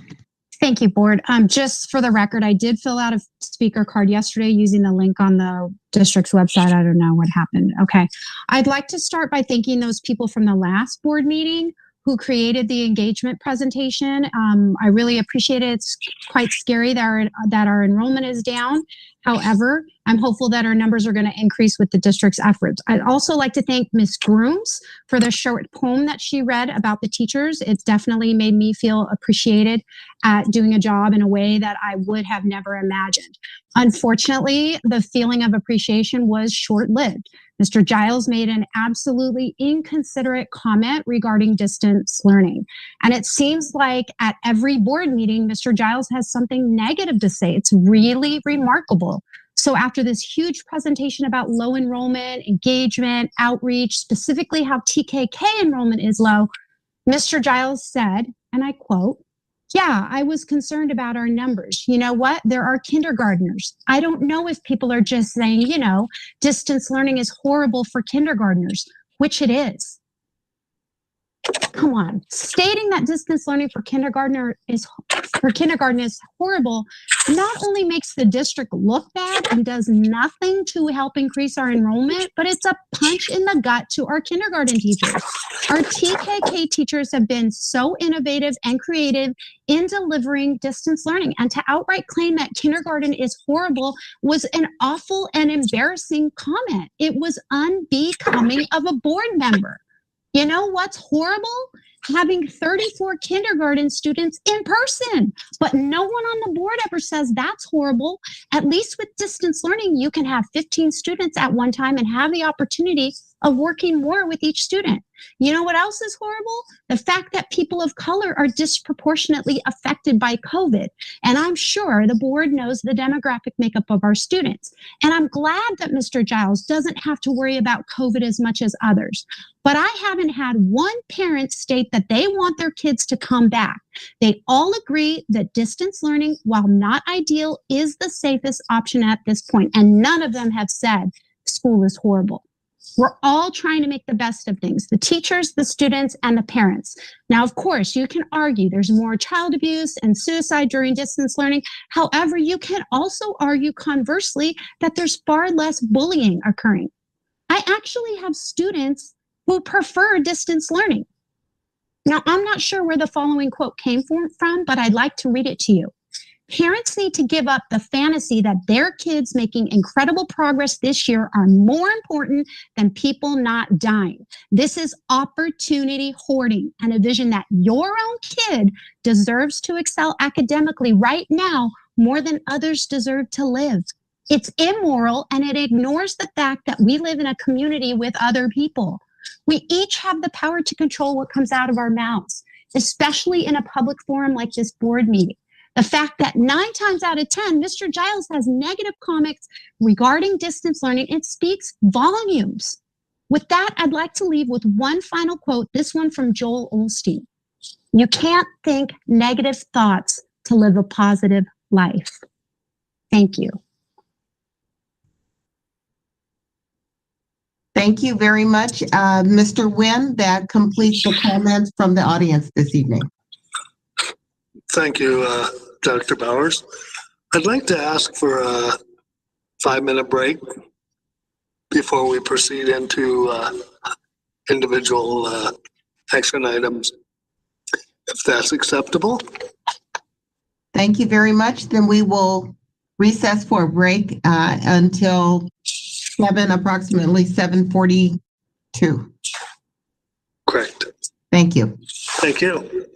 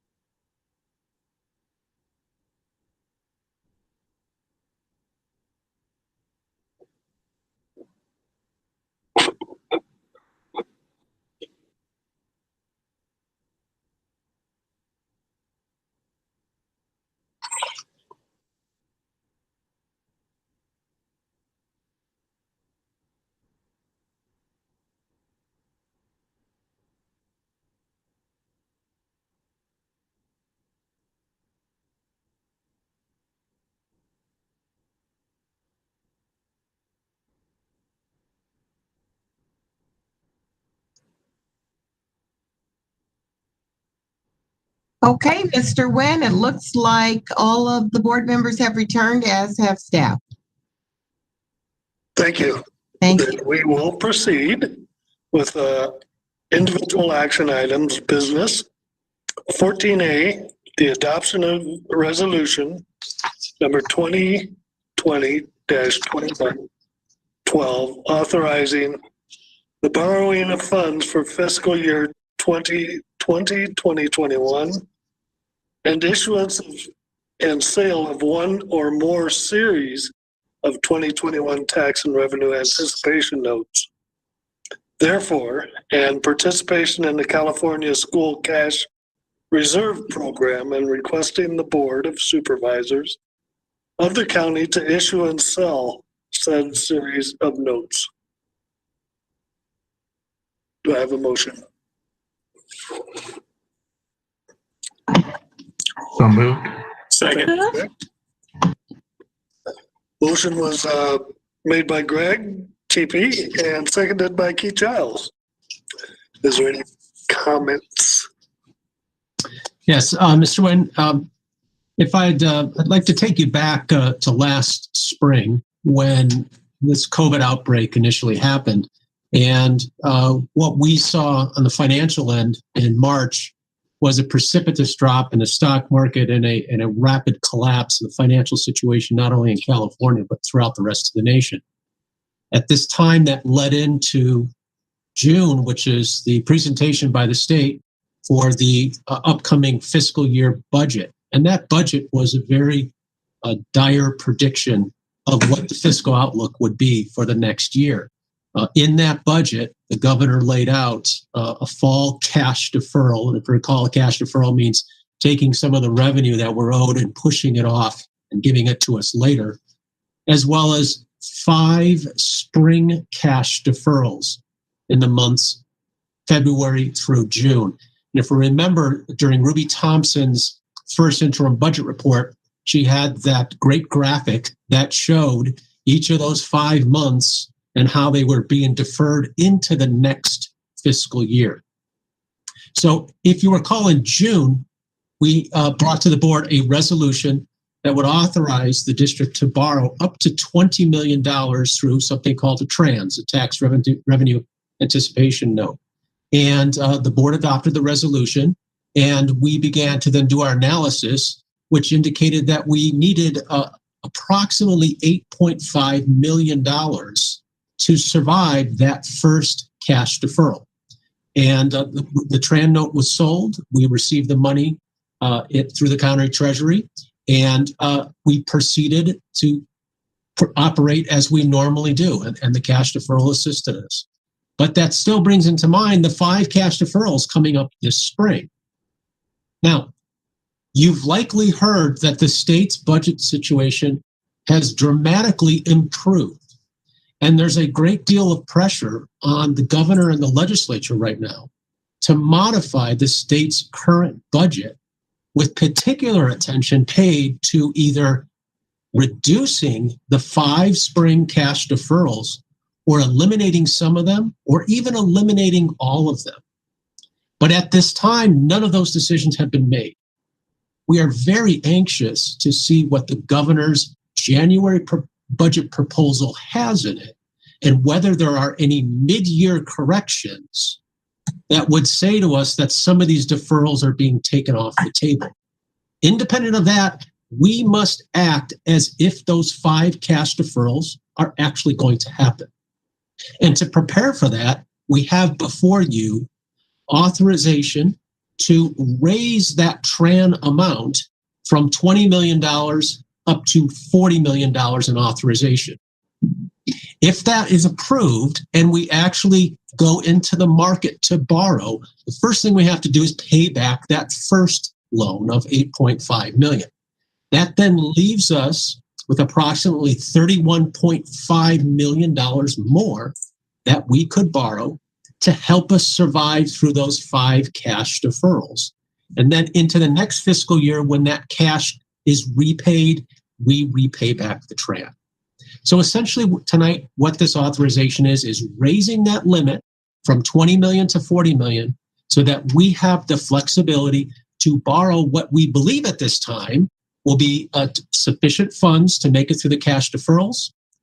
But we're going to wait until we actually land on a specific amount because we want to see what that January governor's budget proposes, whether there is any mid-year shifts that would allow us then to actually borrow less than the remaining amount.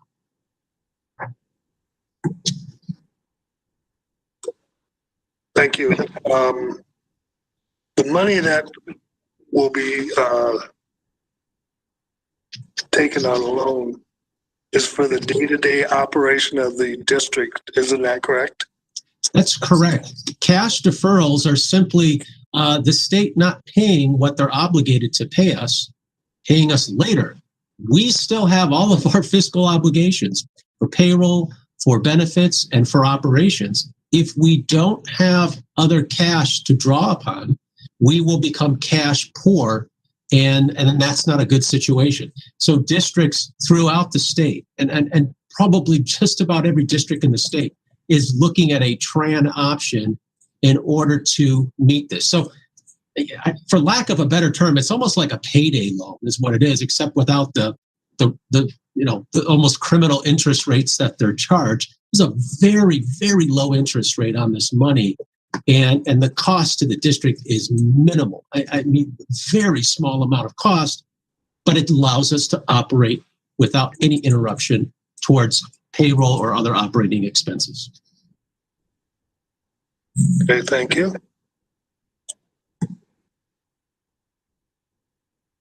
Any questions on the board? If not, Michelle. Thank you. On item 14A, adoption of resolution number 2020-2112, authorizing borrow of funds for fiscal year 2021 and issuance and sale of one or more series. Okay, where'd everybody go? Through 21 tax and revenue anticipation notes, therefore, and participation in the California School Cash Reserve Program, and requesting the Board of Supervisors of the county to issue and sell said series of notes. Mr. Giles, how do you vote? Yes. Mrs. Grooms, how do you vote? Aye. Ms. Price, how do you vote? Aye. Mr. Teepee, how do you vote? Aye. Mr. Nguyen, how do you vote? Aye. Thank you very much. Item 14A passes on a vote of 5-0. Excuse me, I couldn't hear for, my computer keeps going in and out. I just wanted to thank Larry for explaining that to us and reminding us.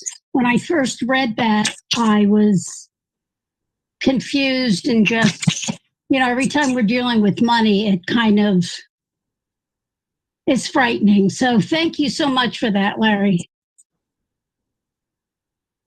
I agree. Moving on to individual action items, educational services. 15A, approval of a comprehensive coordinated early intervening services plan. What is this? Thank you. And Mr. Nguyen, just as a reminder, we only have, I know that there's quite a bit of language here in the motion, but we only have to read the title. So you are not required to read the entire motion. Thank you. Mm-hmm.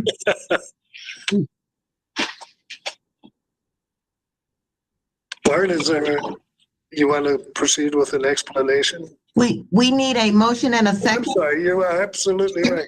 Mm-hmm. Yeah, motion. Second. All right, I'll jump in now. Okay, thank you. Thank you. That was a motion by Mr. Giles and a second by Ms. Price. Yes. Mrs. Grooms. Ms. Grooms. What have you done? I'm sorry. What was that, Mr. Nguyen? Ms. Grooms made the second. Ms. Grooms made the second. Okay. Mr. Giles and Ms. Grooms made the second, and we have discussion. Yes, we do. Mr. Hoffman. All right, thank you, Dr. Bowers. So as the board knows, our district's been very proactive in working to address inequities in our system. A few board meetings about equity, and tonight we want to share our efforts to address a very important matter, the significant disproportionality we have in the area of discipline of our African American students with disabilities. A team was brought together, and the team conducted a thorough analysis in order to draft what's referred to as Mr. Wynn just referred to as the Comprehensive Coordinated Early Intervening Services Plan, or the CCEIS plan, for your approval tonight. Now, this plan, along with some specific set aside from special ed funds, will drive the efforts we will follow to erase this disproportionality in our district. So I'd like to have Rosemary Napoleon join us and share with you an executive summary of the plan. So Brennan, if you could bring in Rosemary, please.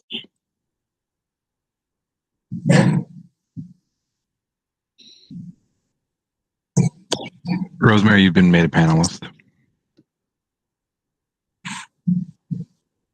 All righty. Okay. Well, good evening. Like Bart said, we had to complete a comprehensive early intervening services plan. If you can go to the next slide, Brandon.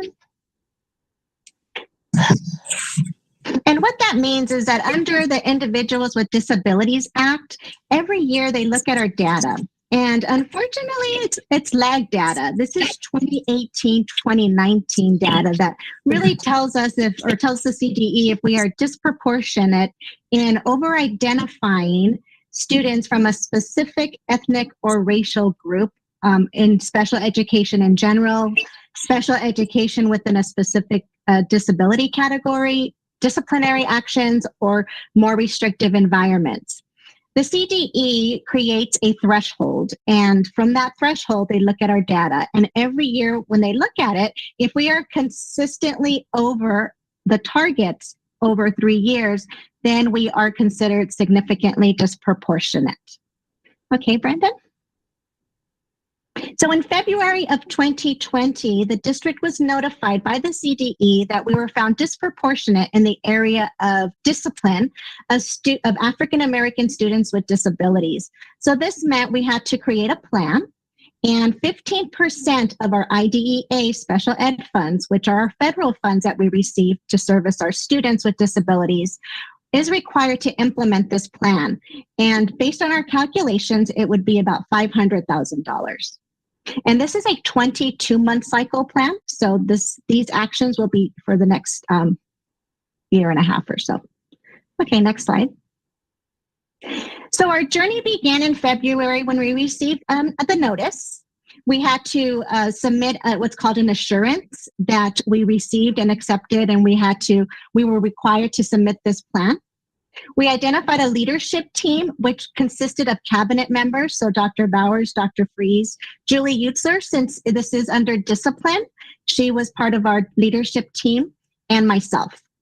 And our stakeholder team actually was a variety of staff. So we had special education teachers, general education teachers, district representatives from CIA, PSA, special programs. We also had a parent. We have community members, we have union representation from our teachers union and our classified union. We had to ensure that there was someone from human resources and from our budget department. We also had to contract with a technical assistant, and this is someone that the CDE gave us a list about 5 different consultants, and the consultants helped us. He facilitated the meetings for us. He also helped us narrow down our root cause, and then also gathered our data for us for our conversations. We held a stakeholder meeting in March and September, and I think actually we were the last in-person meeting at the district. We met like about 2 days before the whole district was shut down in March. So we were the last in-person meeting, and the CCEIS plan requires us to look at data sources, not just quantitative, but qualitative. So these are all the data sources that we use. So the NYU workbook really looked at identification in our least restrictive environment. Our consultant brought all our data together from 1819. We looked at our Swiss data, our office discipline referrals. We looked at the Youth Truth Survey that and looked at what our African-American students were responding regarding discipline. We looked at our initiatives that were specifically for discipline. We looked at our policies and procedures and practices reviews. So we looked at suspension, manifestation, discipline, board policies. And we also conducted empathy interviews. And that is really speaking to our parents and interviewing them and getting their input on what they view our district and what their thoughts of our district are regarding discipline. And after we looked at all those data sources, met as a team, we had a reflective data analysis. Next slide, Brandon. And this is what our root cause analysis included. So when our stakeholder meeting group met, we analyzed and discussed our students, and we looked at them from different ethnic groups. So we looked at how many students are we identifying for special education, referrals of special education, achievement data, office discipline, CalPADS data, and placement data. Then we took that information and met with the leadership team and our technical assistant to review our stakeholder outcomes. We had a sampling of empathy interviews that were conducted with African American parents of students who have been suspended. And then we looked at the Youth Truth Survey, and then we looked at the board policies. And then I met with the technical assistant, and we met with our equity department, which included Alicia and Jordan. Next slide. So putting this all together, we really had to come up with 3 root causes. And I think something that we need to remember is, again, this is 2018, 2019 data. So we had to talk about kind of the things we've had in place and what we could enhance to make things better.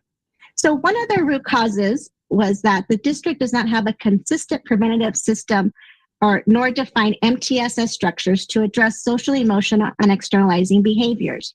And this is really just, we have our MTSS training. We just need to start implementing it and really start implementing it well at different sites. So it's not that we don't have the systems in place. We just have to narrow it down a little bit more. And the second root cause is the district needs to embed equity among the practices and structures related to discipline procedures. And this is just our structures in place. When we talk about our structures and our policies and procedures, are we really looking at it through an equity lens? And I think we just need to take that extra step.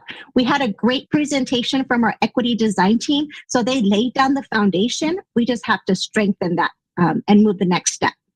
And the last one is the district needs to improve, focus on growth mindset and authentic relationships with families and students through restorative practices. And these are just equity beliefs. And we got that root cause from our empathy interviews with our parents who stated that they want us to teach our students how to use their voice appropriately. They want us to help them advocate for their children in an effective way. Our Youth Truth Survey talked about that children, African American students, feel like our sites don't foster a positive climate for them, and they feel discipline is unfair. So we need to start looking at those relationships and taking their voice and start placing some things in place. Okay, next slide. So with every root cause, we had to come up with action steps. And this is where that $500,000 goes into kind of funding these action steps. So like I said earlier, Becky Wetzel has done a great job of the SUMS MTSS training, and we have an MTSS design team. And what we're going to do is choose 4 elementary schools and 1 middle school with the highest suspension rates in 18-19. Again, unfortunately, our data is from 18-19. So if we look at our current data, it is from 18-19. So we're going to look at that data. And they'll receive extra support in implementing our MTSS structures at their site, specifically to look at social, emotional, and behavior support. So it's really focusing on those 5 schools and helping, and Becky really helping implementing our structures. And those same schools will receive support from an outside consultant on data walks to support and increase understanding of school discipline and intervention practices. So those school sites, which would include our ILT teams, our assessment teams, our site chairs, because we really need to look at the data at a site level and to see what kind of decisions they're making, and really connecting that to their school site plans as well. So I think those data walks would really help nurture kind of great conversations on how to better improve their practices at their site. And then the last step in this root cause is that school administrators and ILT cabinet members will conduct walkthroughs, because we also have to see the evidence of things that they're putting in place. So things like PBIS, second step, we see great things happening. So we just want to make sure we take that data and make sure we're all consistent across the district with what our expectations are. Next slide. For our root cause 2, and that is, again, going back to our equity in procedures and practices. I had a really nice conversation with Alicia Casey, and she had talked about the equity design team. We're going to start looking at our board policies through an equity lens. So we would, through that equity design team, we want to review and revise any board policies regarding discipline practices. So we'll create some type of protocol and make sure our board policies are equitable. And we'll also review our current PBIS practices and develop any guidelines for consistent implementation across the district. We have been doing, and PSA has done a great job of PBIS across the district. Now we just need to start narrowing it down and really having some, making sure it's implemented across the district consistently. Okay, next. And root cause 3, and those are the equity beliefs. We want to establish restorative practices and utilize social justice programs to teach conflict resolution skills. Now, this plan is very system. They want us to look at system changes, but we also had to do something directly with students, the targeted students. And when I talk about targeted students, it's not just students, African-American students with disabilities. It's really African-American students and all students in our district. So it's really a general education plan because we want to be preventative on how we support students. So we'll work with our counselors in our PSA department and look at what we're doing already and how to improve any practices.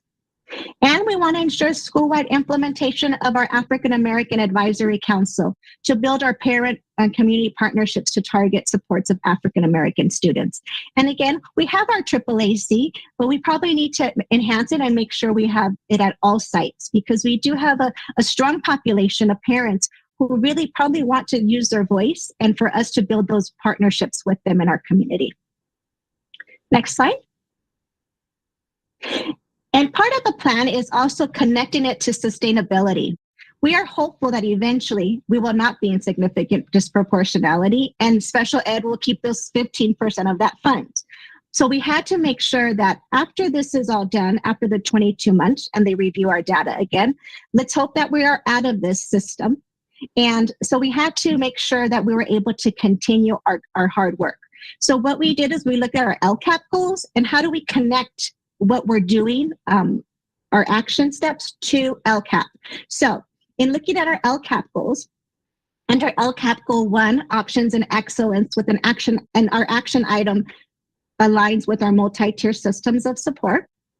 Our LCAP goal 3, our climate, with an action item of social emotional learning, PBIS, and creating safe and successful environments, connects to that, to the root cause of number 2. And then LCAP goal 4, engaging families, and with our action item of family ambassadors and the African American Advisory Council. And that truly connects to our root cause 3 and our action items under there.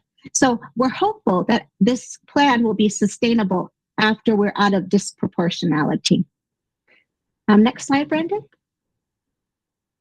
So in conclusion, our next step is we submit our plan.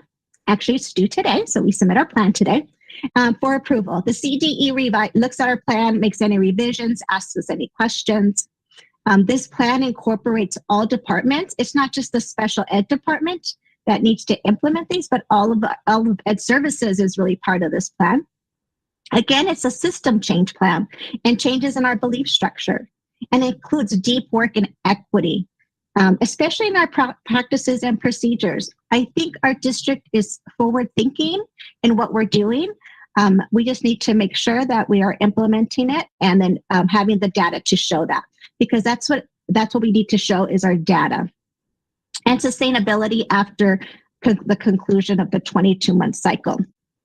So the CDE is now going to review our 1920 data in those same areas: special education eligibility, special education in general, discipline, and restrictive placements. So I'm not sure what the data will tell us, but if we have to, if we're found disproportionate in any of those areas, we may need to come back and have another plan in place. And at the end, I would like to thank Beverly Shoemaker, who's our lead psychologist, and she's really helped me kind of, as you can see, there's so many moving parts to this plan, and she's really done a great job of really organizing the information and making sure we have the information that we need to submit it to the CDE. Does anybody have any questions?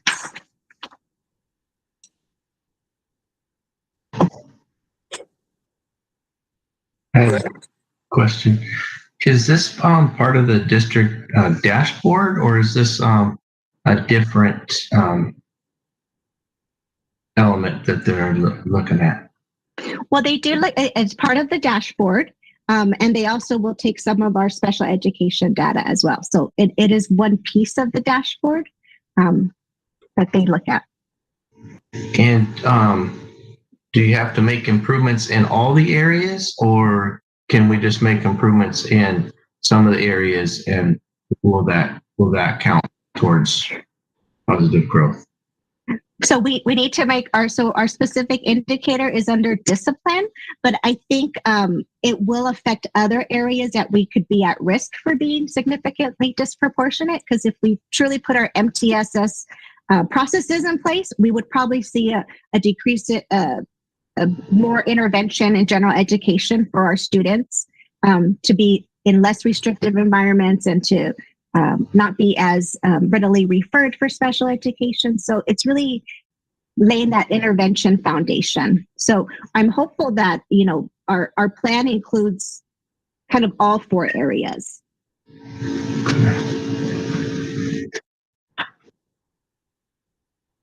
I think Ms. Brooms has a question. I think so. Yeah. Okay.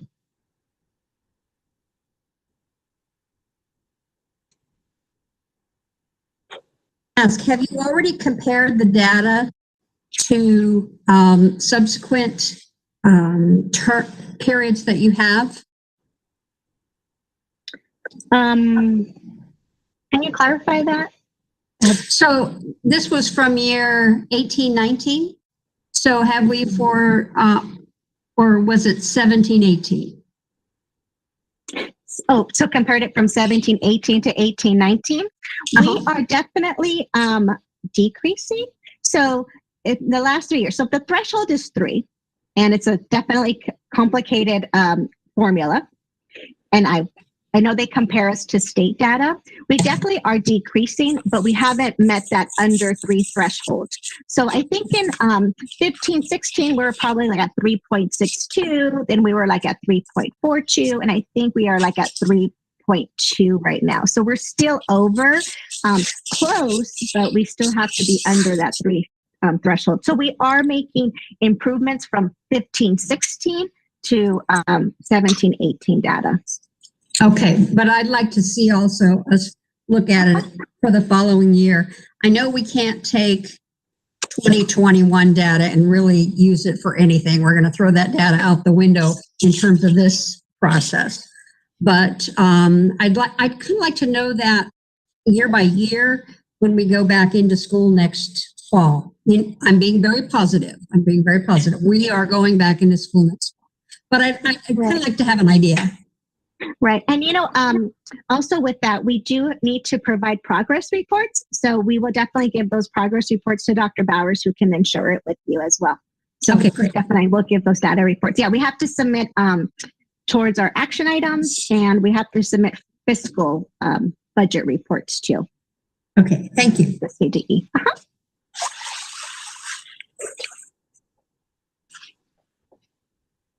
Thank you, Rosemary. Thank you, Bart. If there are no other questions, Mr. Wynn? Yes, can we call for the vote? Absolutely. Item 15A, approval of the Comprehensive Coordinated Early Intervening Services Plan. Mr. Giles, how do you vote? Yes. Mrs. Grooms, how do you vote? I'm sorry, Mrs. Grooms, how do you vote? Aye, sorry.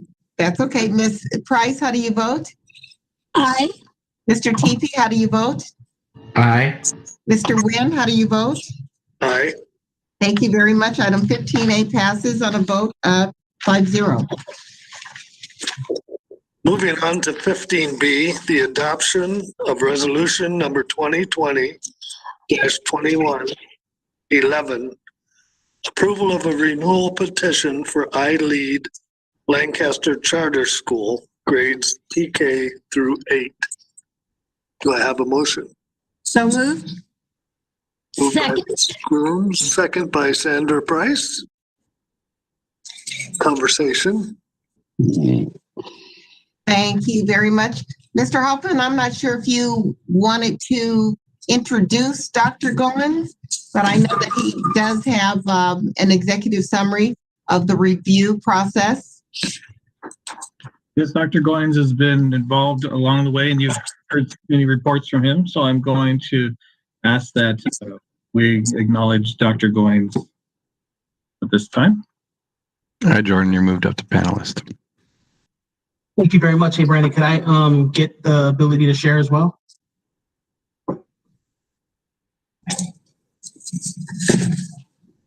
Jordan, you have the ball. Thank you, sir.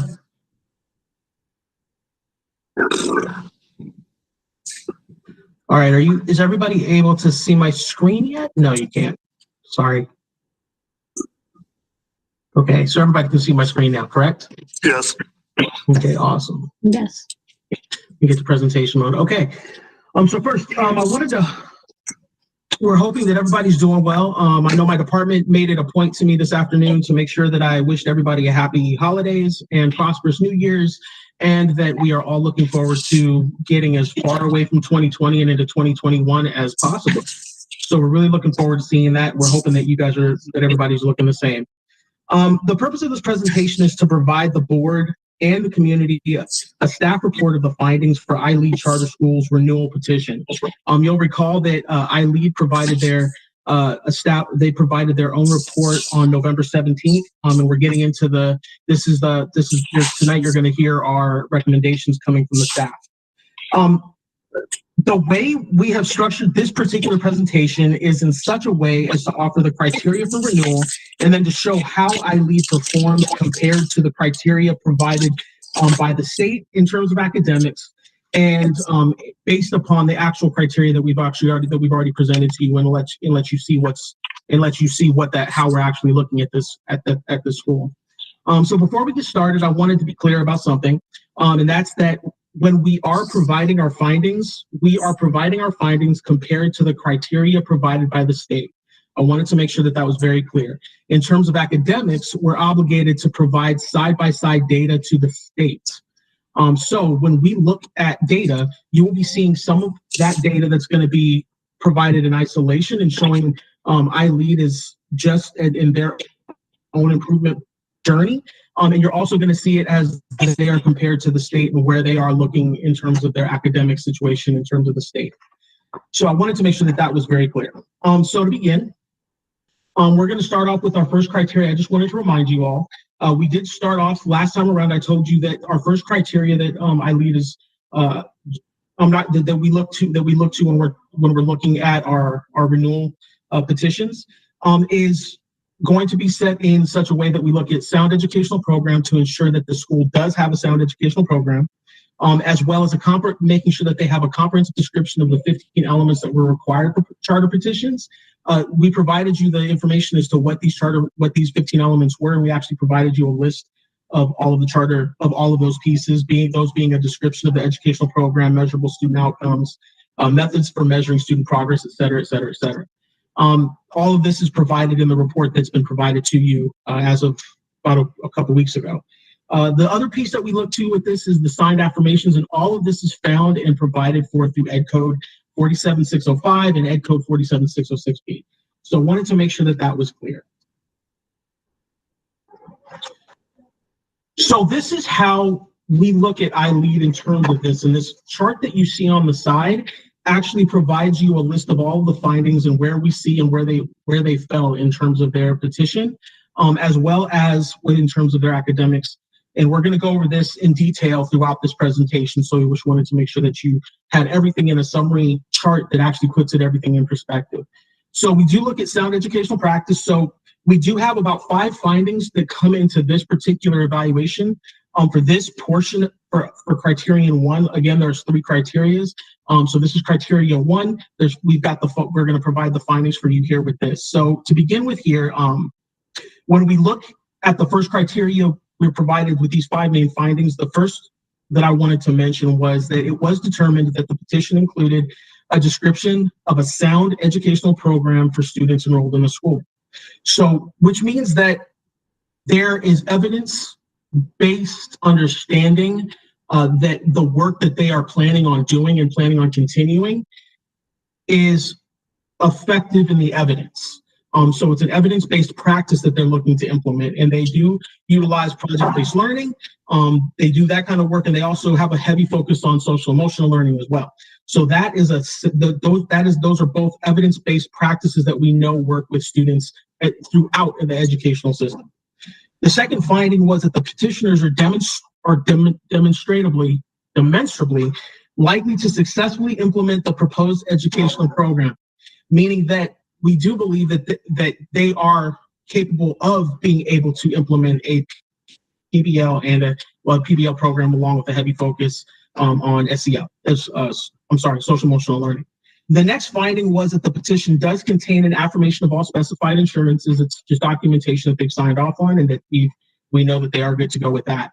And the next finding talks about the petition was found to have contained a reasonably comprehensive description of all 15 elements required for the charter petition.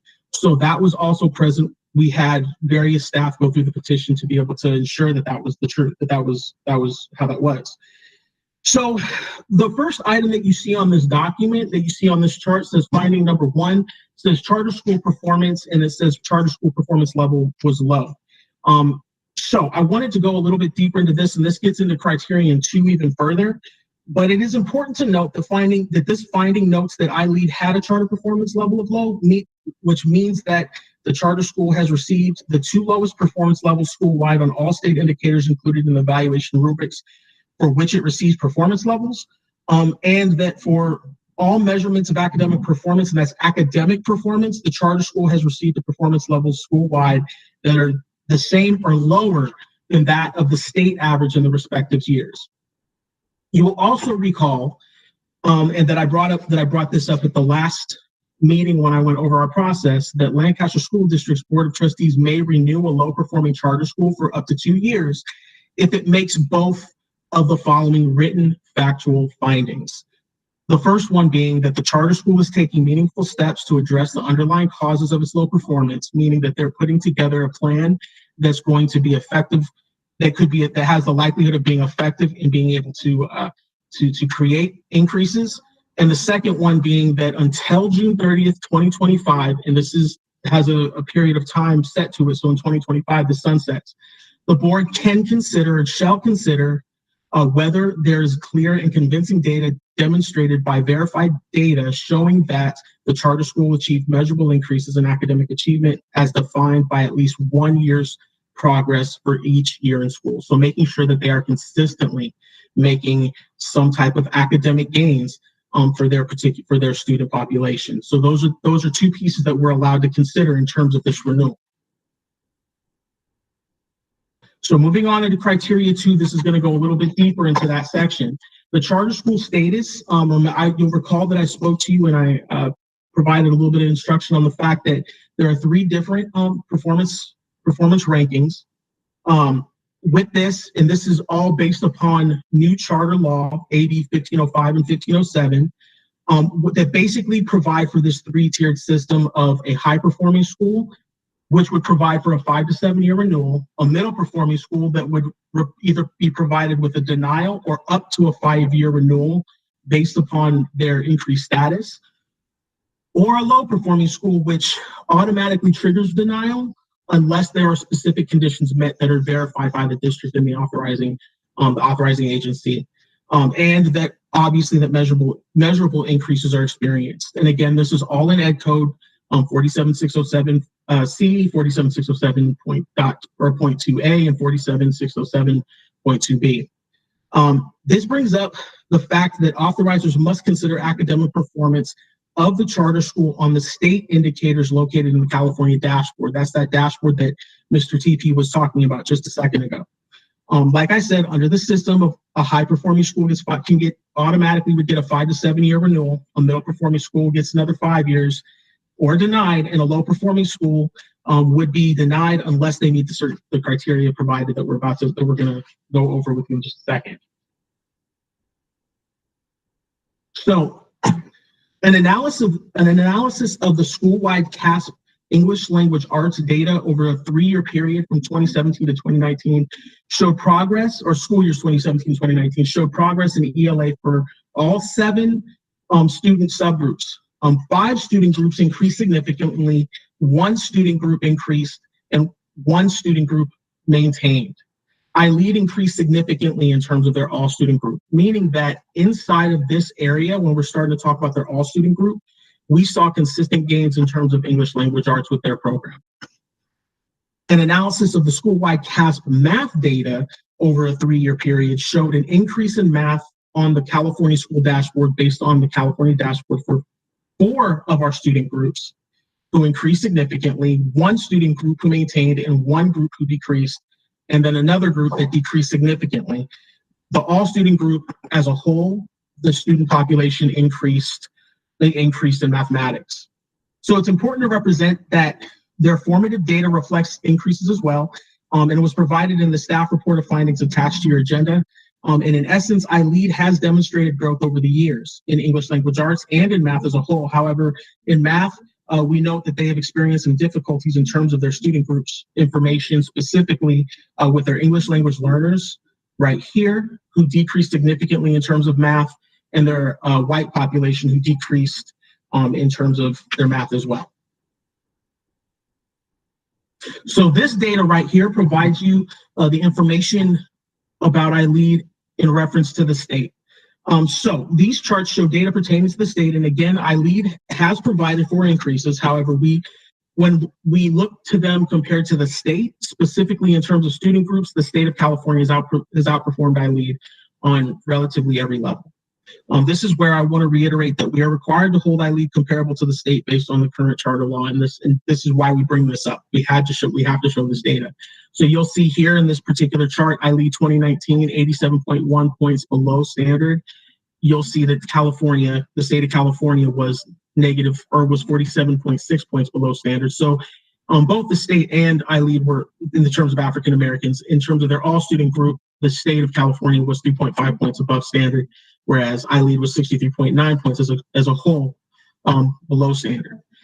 In terms of English language arts, and same here with math, negative 110.7 points for their all student group in iLead, whereas the state of California was at negative 33.5 points below to standard. So just kind of giving you the big idea here is that in this next slide, what we see is that the academic data provided that iLead Lancaster charter was considered a low performing school under criterion 2 based on the statewide dashboard, and this information is provided for by the state in their charter school performance, their performance areas with when the state looks to the iLead Lancaster charter. So that's the actual. So we do understand that iLead does have a low performing designation, which puts them in that max 2-year renewal area for us as an authorizing authority.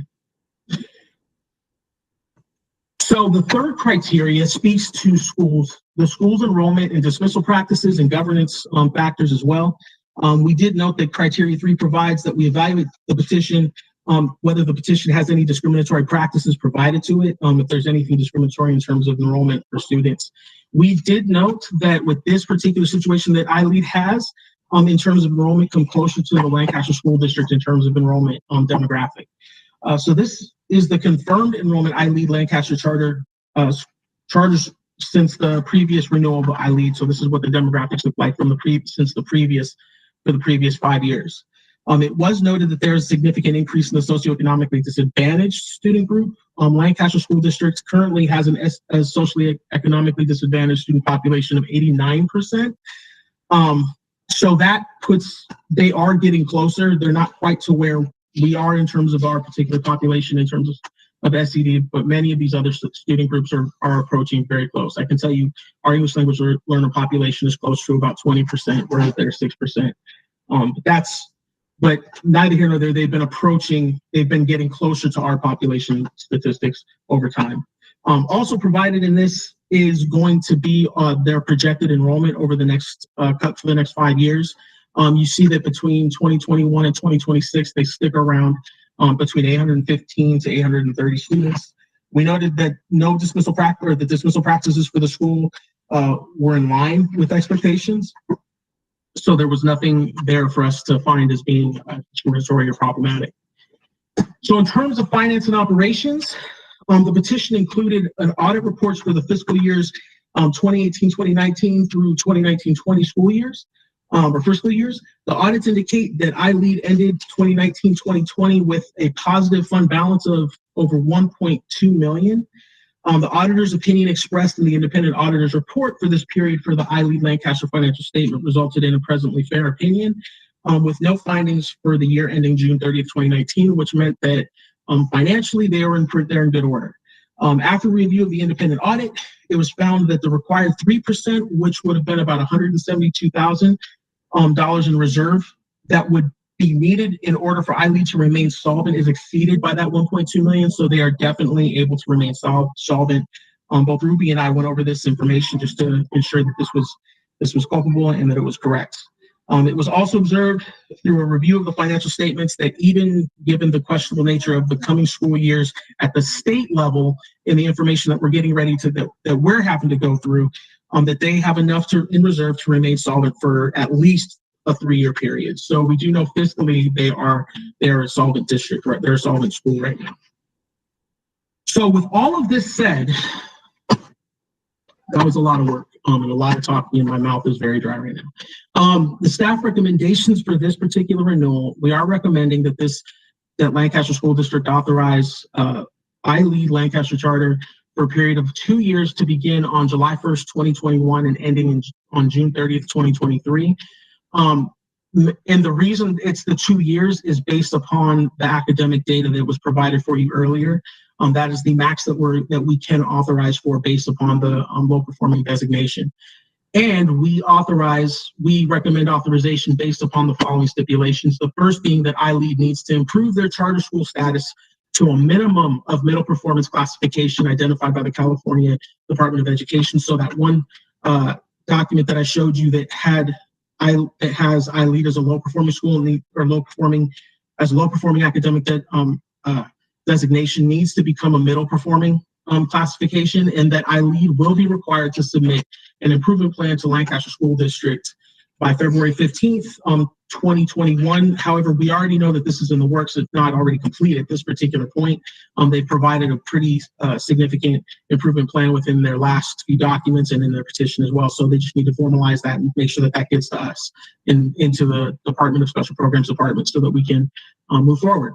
The next renewal for this petition would be requested to be provided to Lancaster School District, to the Board of Trustees after, and I make it very clear to say after December of 2022. And the main purpose of this being is that we don't get state dashboard data until December of 2022. And for us to begin the process of making any decisions without that information, it wouldn't be responsible on our part. So we want to make sure that we have all the data in front of us to be able to make a responsible decision for the community, for the district, and as well as iLead Lancaster Charter.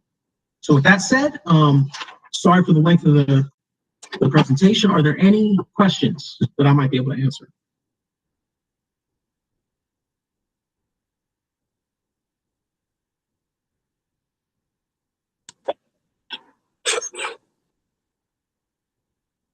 Jordan, I'm going to ask you to go ahead and stop sharing your screen, please. Doing that now. Thank you very much for your presentation. It was very comprehensive. I know it was a lot of work. Thank you, Jordan. walk that journey with you. And I thank iLead also for their presentation, walking us through their petition and sharing some of their data with us about a month ago, I think November 17th, as Dr. Goins had indicated. So we have received one speaker card for this item from Mayor R-Rex Paris. If the board doesn't have any questions, we'll go on to unmute Mayor Paris. Thank you very much. Brandon, if you could unmute Mayor Paris, please. Mayor Paris, you are unmuted. Good evening. You guys work a lot harder than we do at the city. I was glad I was able to watch this. And Keith, I want you to know that misery loves company. I was glad to see the comments because I'm so used to them. It's a difficult job that you guys are doing, especially now. And I sincerely mean that. It's much easier doing the city because it's not the children involved. People don't get nearly as engaged. But I'm here to talk to you about iLead. Carol, my wife, and I, we provided the seed money to iLead a long time ago. And I think now, I thought then, that I think that our city needs, we need, I don't want to say experiments, but we need different ways of teaching kids. And we need different ways of dealing with different individuals.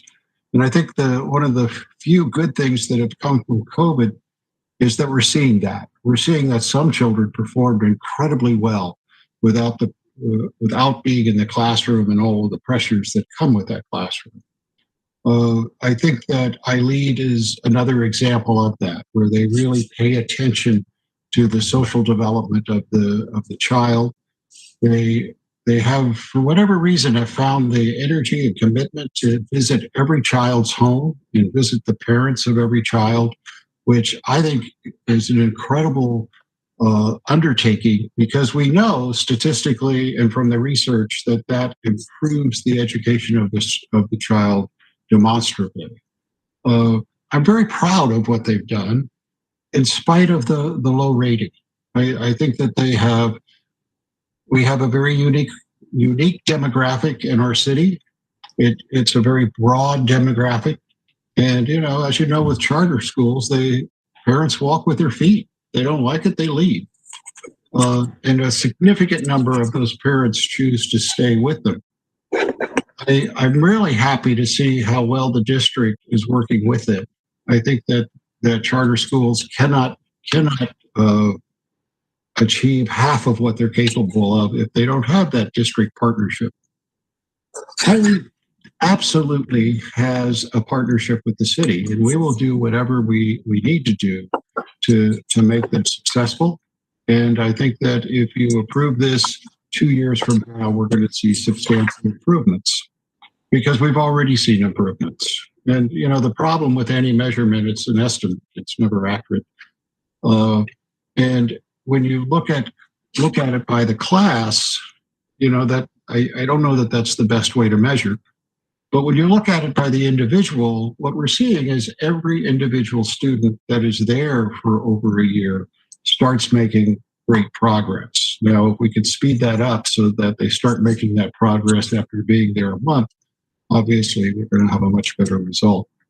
Anyway, thank you for your time. And I really enjoyed watching your meeting.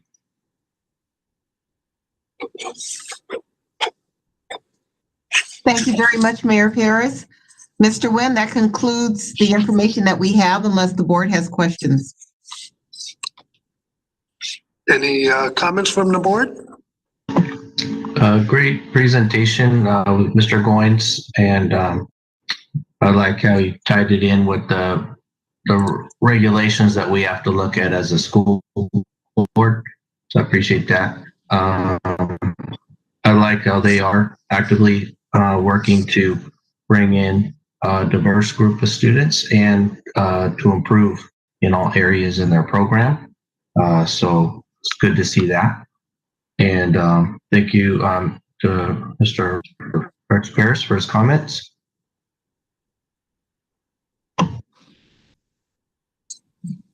Diane? I was really interested in the presentation in November, showing the data of the iLead student who had been with iLead for more than a couple of years. It almost, it's almost like having two different groups: the very mobile child and family, and the one who's a little bit more stable.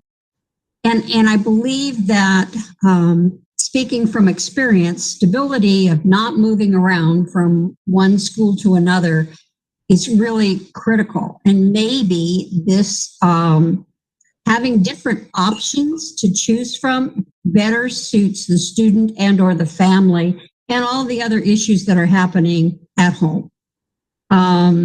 Being a military kid, I went all over the place, and I have to say that you can't get that consistent result when you have a child moving that often.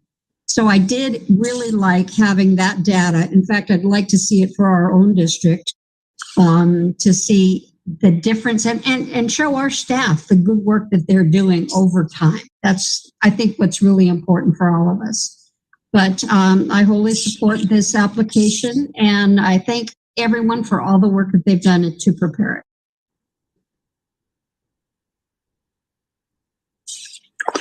Thank you. Any other comments from the board?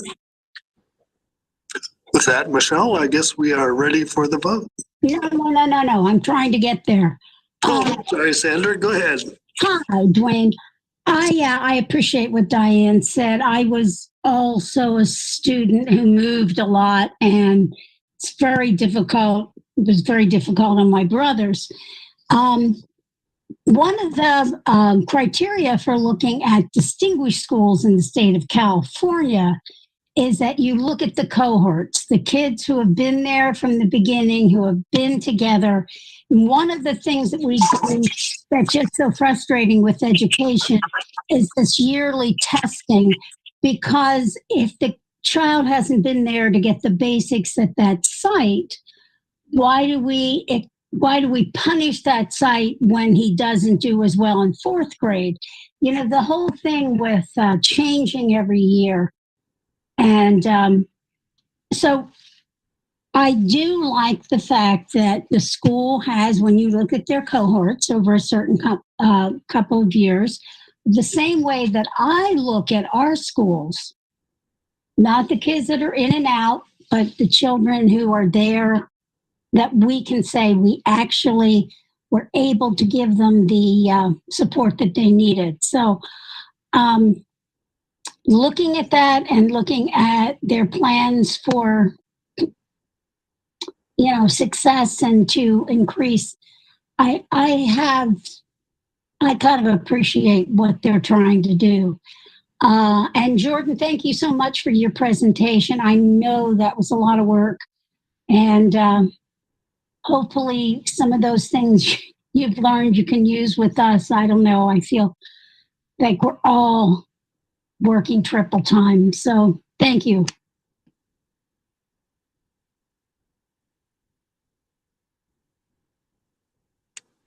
Thank you, Sandra. Any other comments? Thank you, Michelle. Go ahead with the vote. Thank you. On item 15B, I have to remember where I was. Yes. Adoption of resolution number 2020-2111, approval of renewal petition for iLead Lancaster Charter School, grades TK through 8. And this would be for a period of 2 years, commencing July 1, 2021 and ending June 30th, 2023, as reviewed in the executive summary provided by Dr. Goins. Mr. Giles, how do you vote? Yes. Mrs. Grooms, how do you vote? Aye. Ms. Price, how do you vote? Aye. Mr. Teepee, how do you vote? Aye. Mr. Nguyen, how do you vote? Aye. Thank you very much. Item 15B passes on a vote 5-0. Thank you.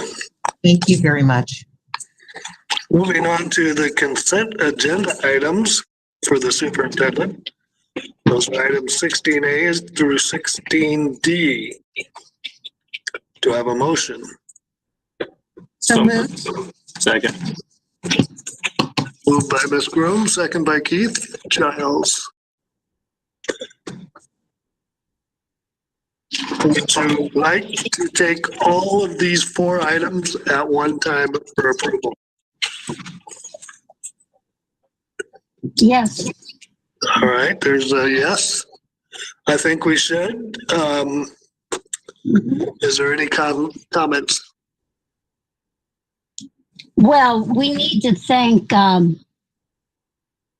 Jeanette for helping to coordinate the school, the coat donations that I was just thinking the other day, because we're not as in contact with each other, were we doing that, and are we supporting that? So I would like to thank her for taking that on and keeping our children warm. Couldn't agree with you more. Any other comments, questions? If not, Michelle? Thank you. Item 16, consent agenda item superintendent. Item 16A through 16D. Mr. Giles, how do you vote? Yes. Mrs. Grooms, your vote? Aye. Ms. Price, your vote? Aye. Mr. TP, how do you vote? Aye. Mr. Nguyen, how do you vote? Aye. Thank you. Item 16 passes with the vote 5-0. Thank you. Moving on to 17. Which is a consent items 17A through 17F. Again, reviewing the items. Is there any reason not to vote on all items at the same time? Mr. Nguyen, we need a motion and a second, please. Oh, sorry. Yep, that is true. I keep forgetting that. So moved. Thank you. Second. All right. Good. TP second. Then are there any questions or comments?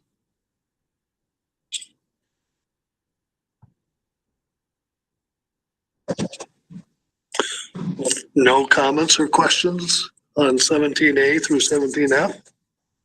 May I ask you for the vote, Michelle? Thank you. On item 17, consent agenda items, business, item 17A through 17F. Mr. Giles, how do you vote? Yes. Mrs. Grooms, how do you vote? Aye. Ms. Price, how do you vote? Ms. Price, I need you to unmute for me. One more time, thank you. Aye. Thank you. Mr. TP, how do you vote? Aye. Yes, Mr. Nguyen, how do you vote? All right. Thank you very much. Item 17 passes with a vote of 5-0. Thank you. Moving on to item 18, including consent agenda items 18A through 18F. Again, I would like to put all items together for a vote, unless there is any objection. And I also ask for any questions or comments. And a motion. And a motion. So moved. Thank you, Greg. I have a motion. Second. And I have a second. Thank you. Again, without comments or we cannot go for the vote. Sorry, Mr. Nguyen, was that Mr. TP and Mrs. Grooms? Yes.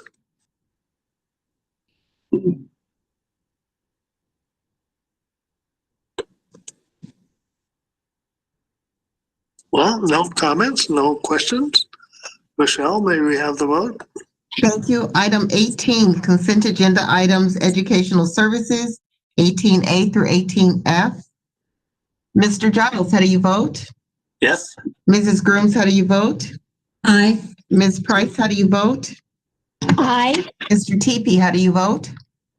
Aye. Mr. Nguyen, how do you vote? Aye. Thank you. Item 18 passes with a vote of 5-0.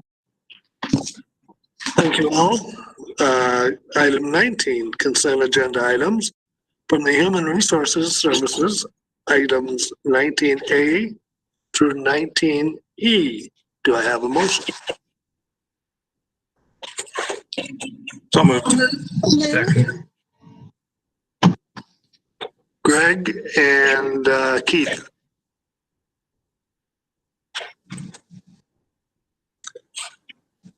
Again, we can take all items, or if there's comments from the board members. I have one, and that is a Williams quarterly report. Outstanding. Again, we came through with zero items, and I suspect we are still being visited even during the times of COVID. So thank you for the district's support and keeping the Williams report at 0. Any other reports or questions? Yes. Can you hear me, Dwayne? Yes, I can. Okay. Our affiliation with Liberty University, is that the Liberty University from the East Coast? Is that a offshoot here, or where is the home university? I'm going to defer that to Lexi. Well, now that's a good question, one that I don't have an answer for. We have a student who wanted to participate, and this was their university that reached out to us. I can get that information to the board, though. Would you? I prefer not voting on that this evening until I know. That's fine. We're happy to bring it back next time. Okay, thank you. Poll number 19C for a vote at the next meeting. So what we'll need to do is have a another motion. Yes, please. Request a motion for number 19C. I just looked it up on the internet. It is in Virginia. It's a private evangelical Christian university in Lynchburg, Virginia. You are one step ahead of me. Well, you have several things to juggle, and I have just this one. Thank you, Mrs. Grooms. Is that acceptable or what? Let me ask you, Sandra, is that now that you know where it's from, do we still want to separate it from vote? I want to separate it, please. No problem. Then I'd like to a motion for acceptance of number 19A. Well, actually, Mr. Nguyen, we need to Sandy is making a motion to pull item 19C. Okay, so we need a second to pull that from the consent agenda. Board, I'm looking for motion to pull 19 from the consent agenda. So Sandy made the motion and Mr. TP just seconded. Mr. TP just gave you. He did. Okay. Yes. Thank you. You're welcome. You know I was going to count on you. I'm here for you. So we need to take a vote to pull this item. Yes. Moved and seconded. So if to just pull it from this particular vote, then we can still consider it tonight. We can to vote on it separately. I don't know. Is there additional? We can pull it, and then I need more direction as far as what Ms. Price needs, and then if there's additional information, otherwise we can just pull it for a separate vote. So let's pull it first. Let's pull it. And then we'll vote on the rest of the consent agenda, and then we can determine, are we voting on it tonight, or are we going to vote on it in a future date? So, call for the vote. And the vote is to pull item 19C from the consent agenda. Yes. So Mr. Giles, how do you vote on that? Yes. Mrs. Grooms, how do you vote? Aye. Ms. Price, how do you vote? Aye. Mr. Teepee, how do you vote? Aye.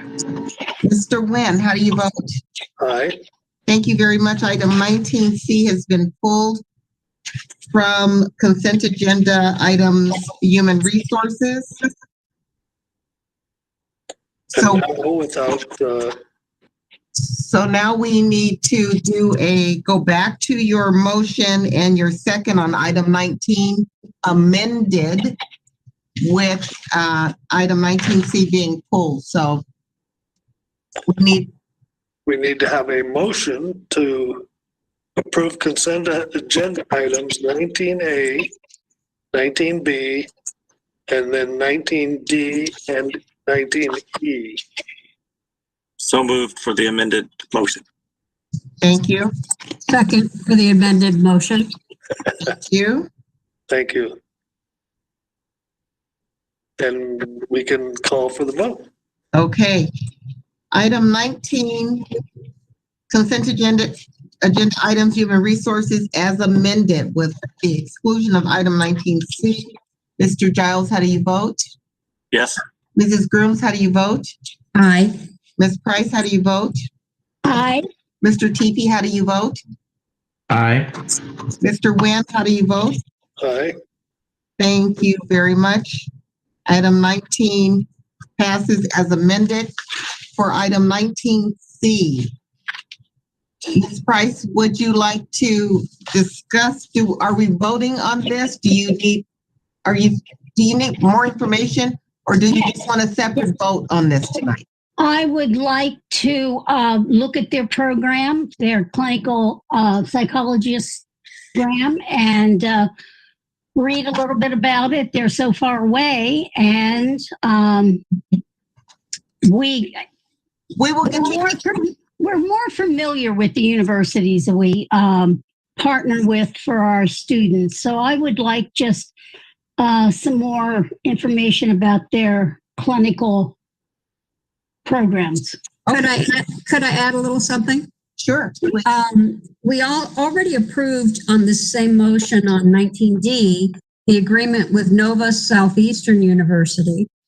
Most universities right now are online due to COVID, and there are 80,000 students at Liberty University, and it is an online and on-site university. But a clinical affiliation means that they usually, in order to be licensed in California, I don't know about another place in other states, they need 10,000 hours of clinical time that they offer for free. That's the requirement of the state license. And so I'm sure that that's what this is a clinical affiliation agreement. They still need to be supervised by, and it's up to them to pay for that supervision. But this is something that's very common. It's very common over at our Children's Center, at several nonprofits. And this could be the student's home state, whereas the university is located on the East Coast. They may already be through with their university studies, and this is the clinical part afterwards.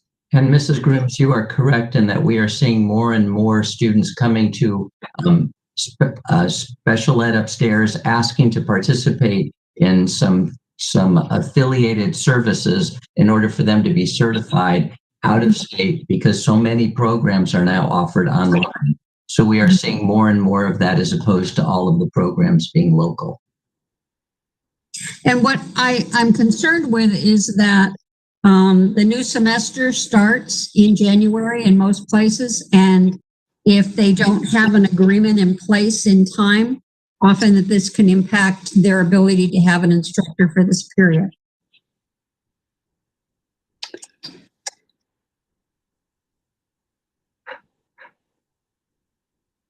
I appreciate that, Diane, and I do know about timelines with clinical agreements.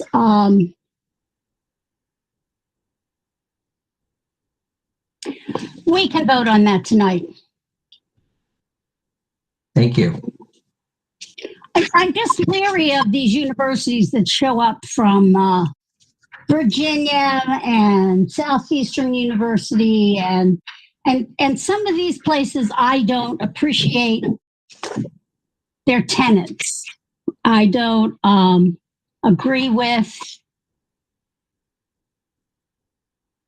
their rules and their tenets that they believe in. And I just want us to be, I don't want us to be hooked up with an evangelical school that I'm done. I'd like to make a motion to approve item 19C. I'll second it. Any further discussion? Michelle, we're ready for the vote. Thank you very much. Board, you're being asked to consider item 19C, approval of clinical affiliation agreement with Liberty University. Mr. Giles, how do you vote? Yes. Mrs. Grooms, how do you vote? Aye. Ms. Price, how do you vote? No. Mr. Teepee, how do you vote? Aye. Mr. Nguyen, how do you vote? No. Thank you very much. Item 19C passes with a vote of 3-2.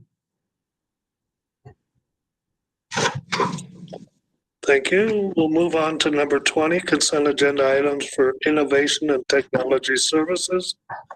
Items 20A and 20B. Do I have a motion?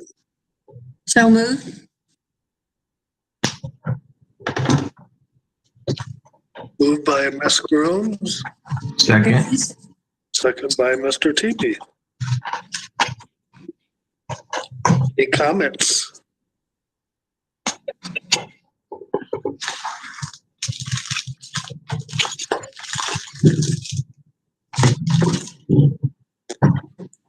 Rebecca, could you provide us a little information on the non-school day program?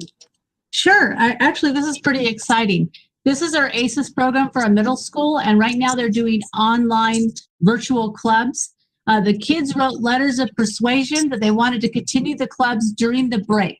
So they've got a sewing club, they've got a frame it club, a comic book club. They wanted to continue those during the winter break, and so this is to provide that time for the kids to get together and meet with that teacher.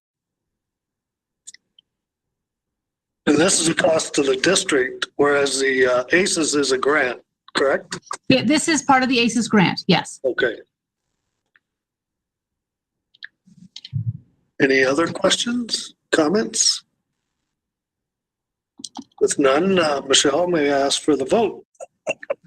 Absolutely. On item 20, consent agenda items, innovation and technology services, 20A through 20B. Mr. Giles, how do you vote? Yes. Mrs. Grooms, how do you vote? Aye. Ms. Price, how do you vote?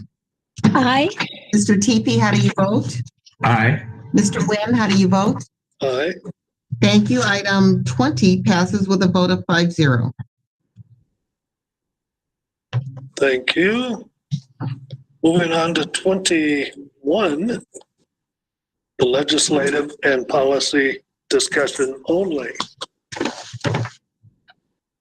Any comments or information to share?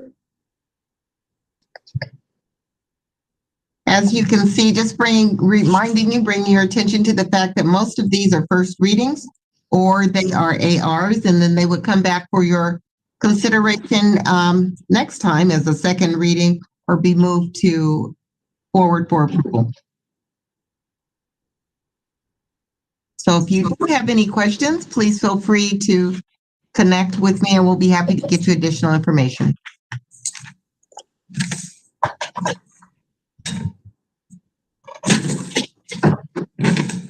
Are any of these law changes that are causing the sexual harassment in quite a few of these? They are all a result of law changes at the federal level. Okay. Thank you. Any other comments, questions? Then we'll move on to item 22, comments from the board and discussion. And we'll start, Diane. This has been a fascinating board meeting. We've had to cover some very difficult questions and theories, and but I really appreciate all of the intensive research that our staff has put behind it in order to inform us and get us ready to make these changes at the district. It's been quite a year, and I really wanted to say a special thanks to all of the staff, and especially the leadership team and Michelle for your outstanding support. There was so much happening so rapidly that, as I said, I'll say it again, Michelle just blinked and moved on. And I was really appreciative of the calmness with which all of you have led this past year. And I really do feel strongly that we'll have a much better year going forward. Again, thank you all for your support during my term as president.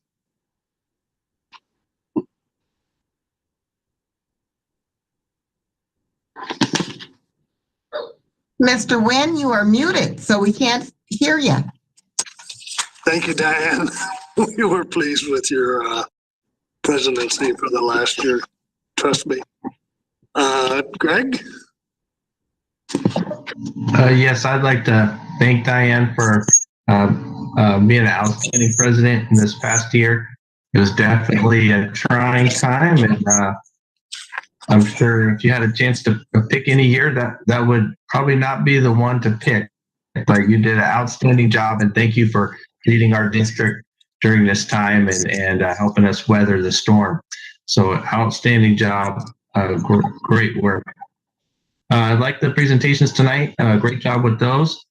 It was neat to see the safety presentation. I'm glad we're still looking at that. I know sometimes we can get distracted by other things going on, and it's always nice to keep safety at the forefront. If we have a chance, it'd be nice to see if there's a way that we could put some safety doors at the front of each school. At our school, where I teach at, they installed some doors that now parents have to get buzzed through. They need to get through to the school site. So I don't know how safe all our school sites are, but if we can look into that, if we need to install those, now would be a good time to do that. But I'm glad we're looking at it. Also like to look in the future at a valley-wide safety response thing. I know right now is probably not a good time for that, but I know we've had those incidents in the past. It would be nice to have just a practice drill sometime in the future. I don't know if we can plan one maybe after everything's over, but another thing that we might want to look into. But great board meeting. Thank everyone for all the work they've been doing, and just wish everyone a fantastic holiday and Christmas season. And with that, great board meeting. Thank you, Greg. I'm sorry, Keith.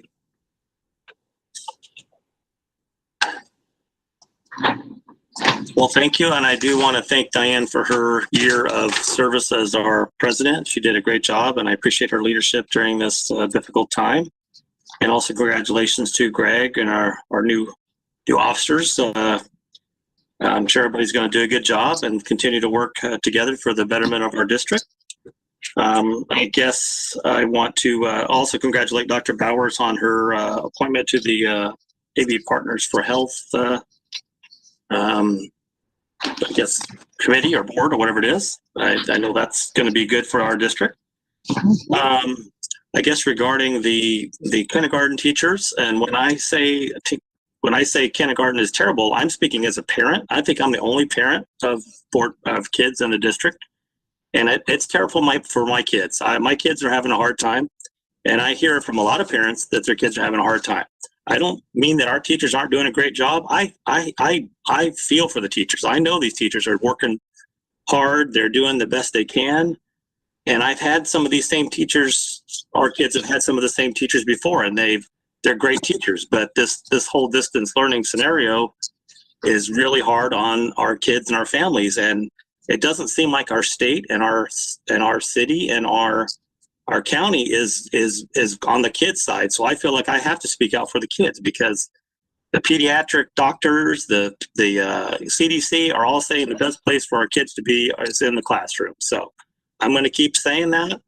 I have no disrespect for any of our teachers. I think they're doing the best they can, but I don't think we're doing the best for our kids, because I've been on the school board for a long time, and I just don't think my job is to do what's best for kids, and what's best for kids is to get them in school as best possible, not to push back and try to, not do that. So I want to wish everybody a Merry Christmas and a Happy New Year, and I hope everybody have a nice rest, and hopefully we can get back to what we do best and get our kids, the ones that want to come back, get them back. Because I know there's a lot of kids suffering out there, and mine are some of them, and I have to hear from the parents and them every day. So thank you for listening.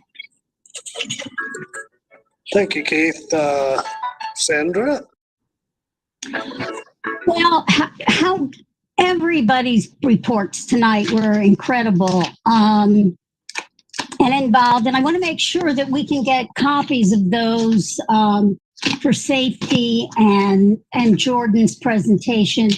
And, I'm hoping that everyone knows how much we appreciate the work that they do, because we wouldn't be as recognized as we are and our superintendent wouldn't be as recognized if we weren't doing the right things. In responding to the teachers, I know how hard they're working. First of all, I know how hard they work on a regular school year.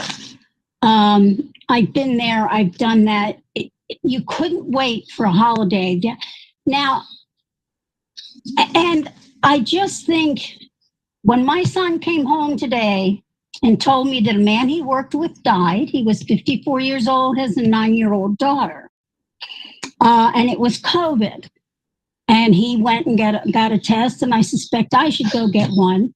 It's like, and there are only 100 emergency room beds left in LA County out of 20 million people.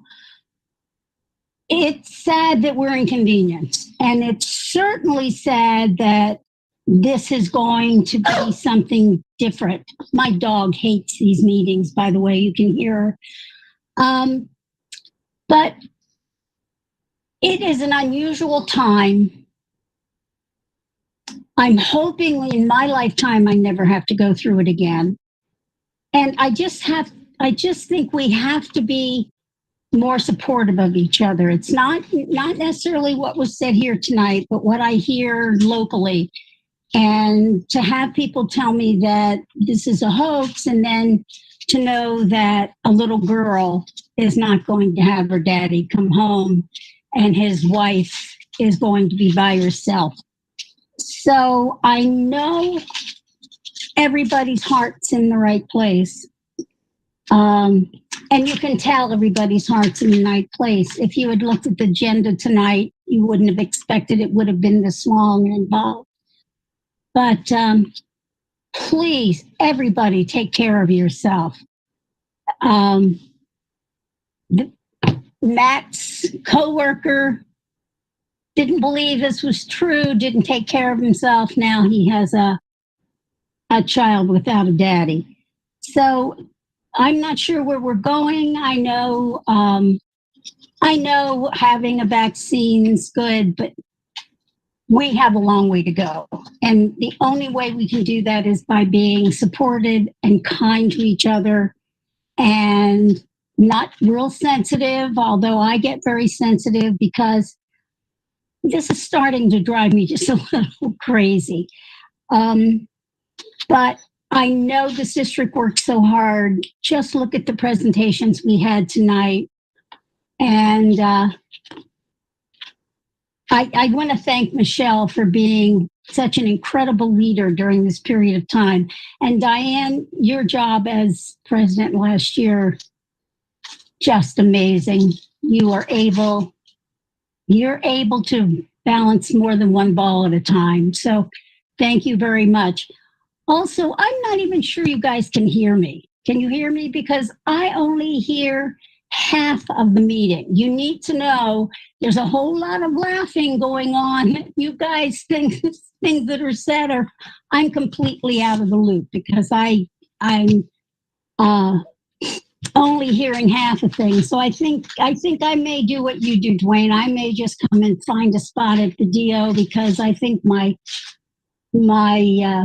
router's just not what it should be.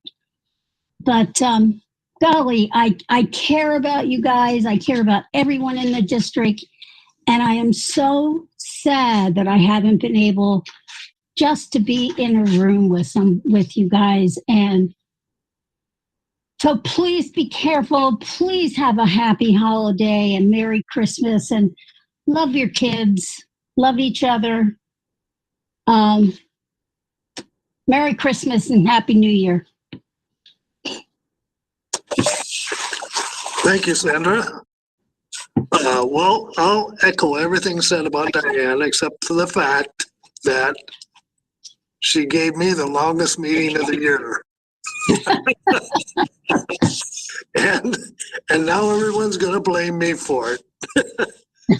Hey, the year's gone remarkably well for the Lancaster School District. And that's because we have so many great administrators that support Michelle and her plan for this district. We have new buildings. We have all teachers. Isn't that correct, Lexi? We're almost full of teachers. Well, we are completely fully staffed with teachers. They're not all new. We've got some amazingly seasoned veteran teachers who are really doing a lion's share of the work. We are blessed in this district with the classified and certificated employees. Yes, we are. During this time. Yes, we definitely are. Thank you. And good luck for Mike in his Title IX position.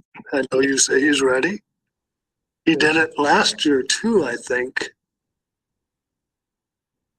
Scott's been our Title IX officer for a long time, and the transition is occurring. Okay. Well, we'll miss Scott, that's for sure. And Scott's retiring. You didn't hear that, Sandra? No, I didn't. Oh, okay, he is retired. Like I said, I only hear certain parts, so.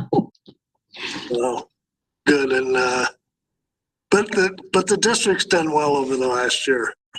It'll be an interesting 2021. Let's hope it starts out well. I'm glad we have the MOU in place through the end of February, and let's hope, based on the new COVID vaccines, that we are able to open up before the end of the school year. We are all hoping for that. Keith, I'll say the same thing you did. I want to see these kids back in class too. I think you talk to many of the teachers, they want them back. You talk to, the parents, they want them back. But we have to be safe. We definitely have to be safe. I don't want to lose any of those great teachers we have. And I don't want to lose any of the CSEA that we have. So let's keep staying safe, but staying on track to get us back. Thank you, Michelle. Great year. Congratulations. And look forward to 2021. Thank you. With that, we can make a motion to adjourn. Do I have a motion? So moved. So moved by Keith, Second by Sandra. Michelle? The final vote of 2020. Final vote. Giles, on I item never say never. I mean, there's emergency meetings that happen all year long, so never say never. Nope. See, you're still trying to throw things on me, Diane. Okay, on item 25, adjournment. Mr. Giles, how do you vote? I'm going to go ahead and go yes on that one. Mrs. Grooms, how do you vote? Aye. Ms. Price, how do you vote? Aye. Mr. Teepee, how do you vote? Aye. Mr. Wynn, how do you vote? Aye. Thank you very much. Item 25, adjournment passes with a vote of 5-0, and the time is 9:19. Thank you very much. All right. You all have a very good holiday. Merry Christmas and Happy Merry New Year, everyone. Christmas. Merry Thank Christmas. you all of our visitors. Be safe. Thank you. Thank Be you. safe.